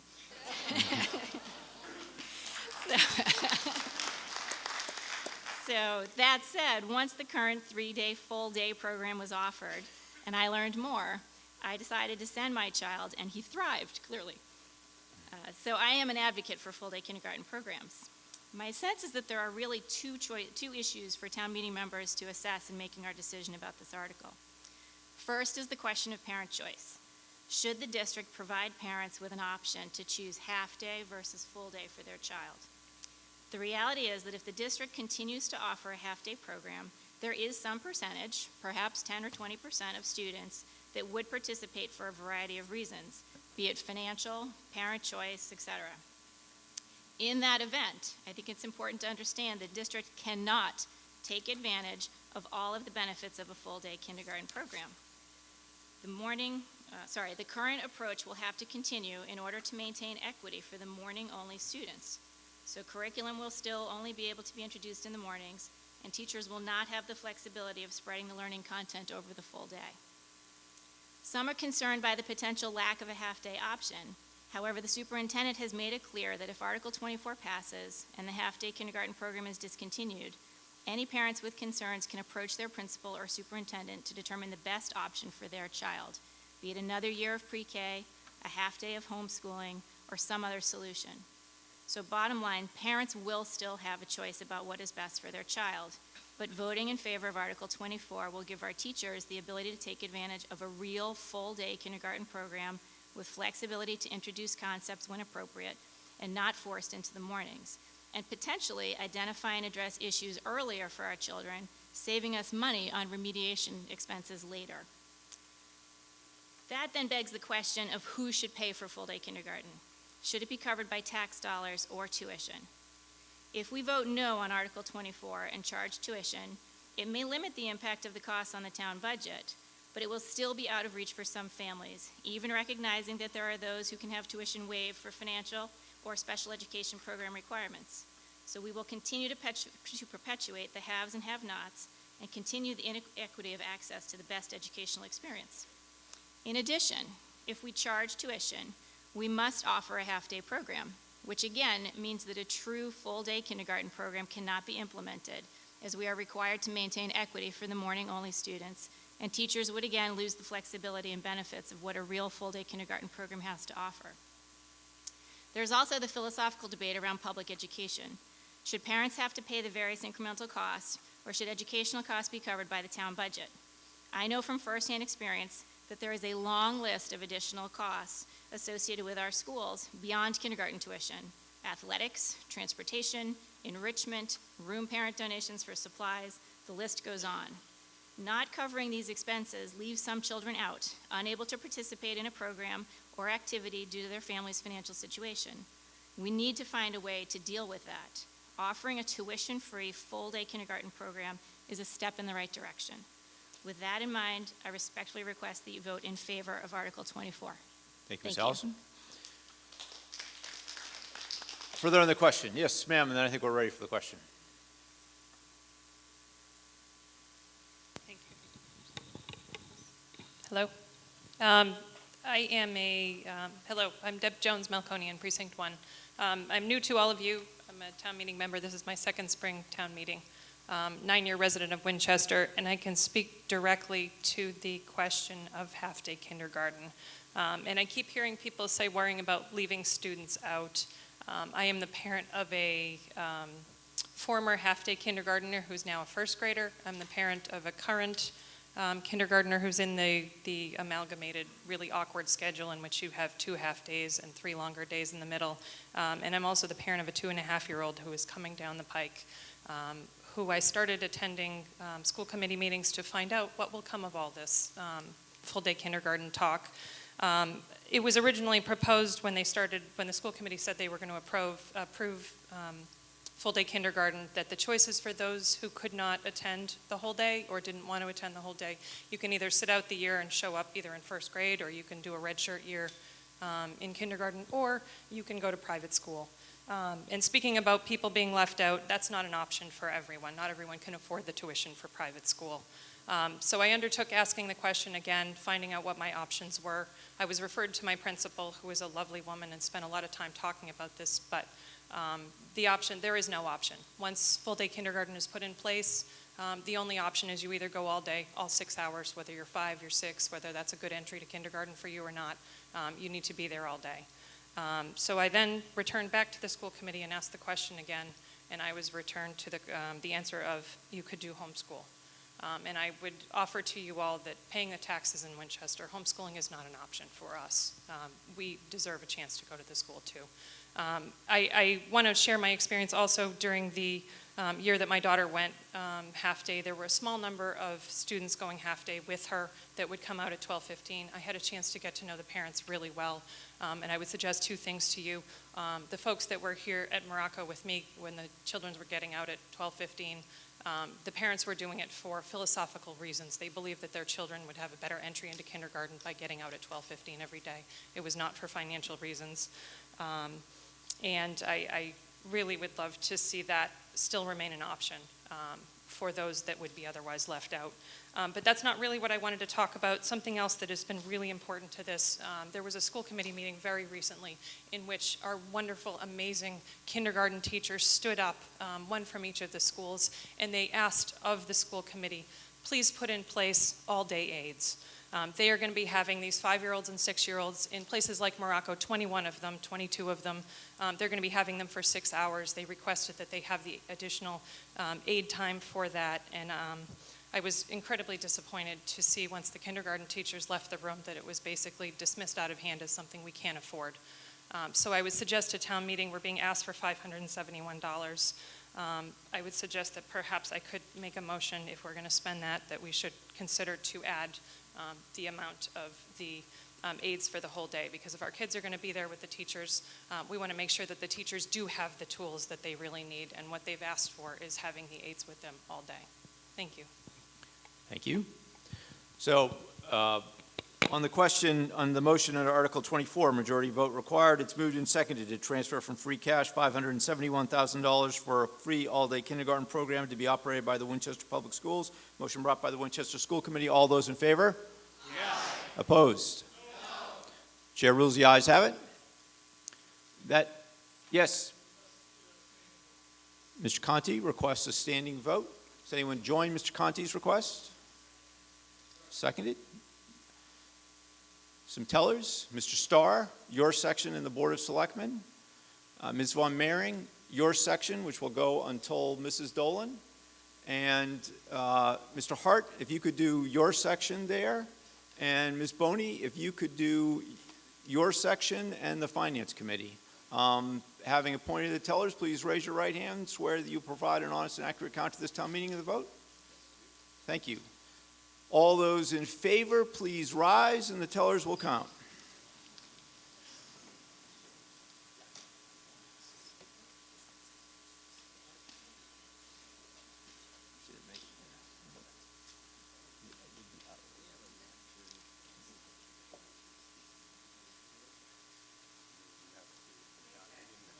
$26, 22, 32,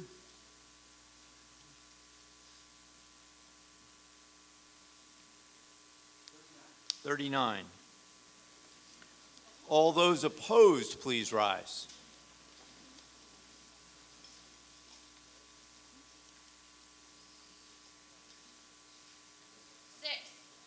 Six. 5. 5. 10.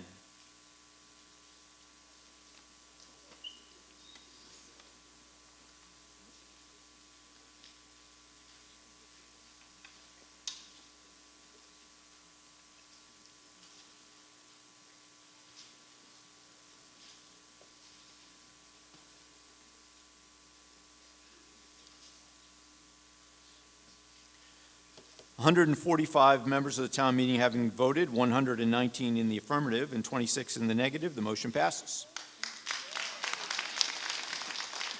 Thank you very much for your time and attention this evening. We've gotten a lot accomplished. I think we'll be in good shape. We will return to this auditorium at 7:30 on Monday, May 8th to hear the special town meeting issues, and then after that we will move on to the remaining.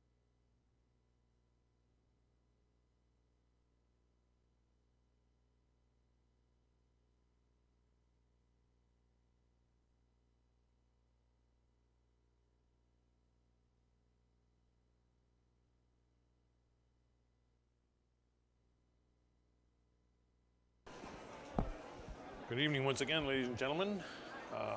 My name is Alan Iden. We are, as you can see, town meeting has recessed, the second session of spring town meeting here at the Winchester High School on the 1st of May. So let's see what we covered tonight. At this second session, Article 6.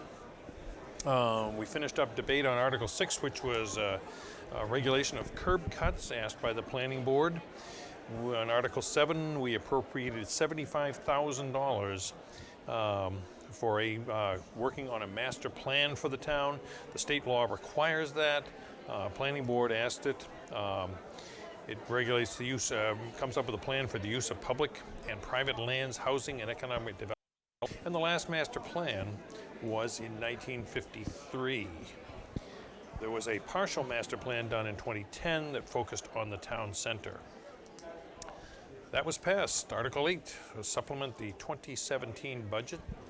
And we went through many budget items, and they were all passed by town meeting, a total of $133 million. $175,000 in Article 10 to set and put money in the reserve fund, transfer money from the reserve fund to the general fund, passed. Bond 11 for bond premiums to be applied to specific projects was also passed, as was authorization to borrow for fiscal year 18 on Article 12. Article 13 was to make sure that parking fees go to the parking administration. And I'm sorry then, actually Article 14 was the town budget. Article 8 was a supplemental funds for the FY17 budget. On Article 14, the initial comments were from the Finance Committee. The municipal budget was up $500,000, about 2.2%. Education budget went up $2.15 million, or almost 5%. And undistributed costs, such as pensions and such, went up $600,000, or about 2%. The Finance Committee expected a revenue increase of about 3.9% for this fiscal year. $2.6 million into the Building Stabilization Fund, $1.1 million in the Capital Improvement Fund. Dr. Judy Evans, the superintendent of schools, spoke to the $47.4 million school budget. She said that we spend far less per pupil than a lot of other towns. Our average salaries are less for our 4,600 students, including the 85 additional students that will be entering Winchester High School. All of the budget items were passed. There were some other housekeeping budget items, transferring funds into the capital stabilization fund, the building stabilization fund, $9.4 million from the water into the water and sewer enterprise fund, recreation enterprise funds, both of which are self-supporting. Article 18, $1 million to borrow up to $1 million for a sewer rehabilitation project. Throughout some large parts of the town was passed.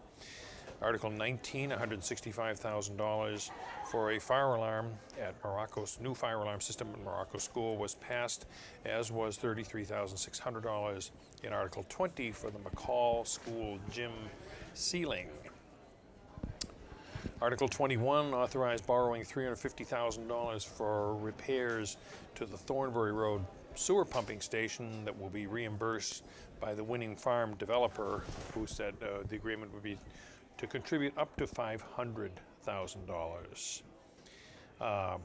Article 22 for $45,000 for a sports field master plan was postponed to the last session of town meeting. Article 23 for $140,000 for traffic lights temporary traffic lights at the intersection of Johnson and Ridge Street was approved, with the note that the town will receive a $1.67 million grant to put permanent signals and traffic control measures at that intersection, but those will not be received till 2020. Town meeting felt it was more urgent to put these traffic lights up sooner than that. Article 24 engendered the most debate of the night. That was an appropriation of $571,000 to establish free all-day kindergarten in the Winchester Public Schools. It was said that this was a one-year expenditure, that in future years this will be reimbursed through state Chapter 70 funds. We heard that 242 other districts in Massachusetts do this, and that there would be an increase in state funding because these students would now count as full-time students. Dr. Evans again spoke about the importance of emotional development by kindergartners. However, we heard a presentation by Ms. Barnes, a non-town meeting member, who was supporting tuition for all-day kindergarten. She said there had been poor communication from the school committee, and that even with the tuitions, all-day kindergarten would be heavily subsidized, and that the town should reserve the choice of full-time or part-time, and urged the town meeting to vote no. We heard another town meeting member say that some kids were not ready for full-time kindergarten and keep the choice. The Finance Committee apparently was split on this, with 6 voting yes and 5 voting no, with their concerns on the costs. So as you may have heard if you just tuned in, the $571,000 appropriation for free all-day kindergarten was passed on a vote of 119 to 26. And that wraps up a fairly late session of Winchester's second session of spring town meeting. With a little bit of luck, or maybe not so much luck, you'll be able to see my face again next Monday when we resume our sessions. Again, tonight we apologize. We had some technical difficulties, and that's why you're getting a voiceover instead of a face-to-face. So, thank you for staying up late with us, and we hope you found this informative. And we will be back here covering the next session of town meeting, which will be next Monday, May 8th, right here at the Winchester High School. For all of us in the WinCamp staff, I'm Alan Iden. Have a great night.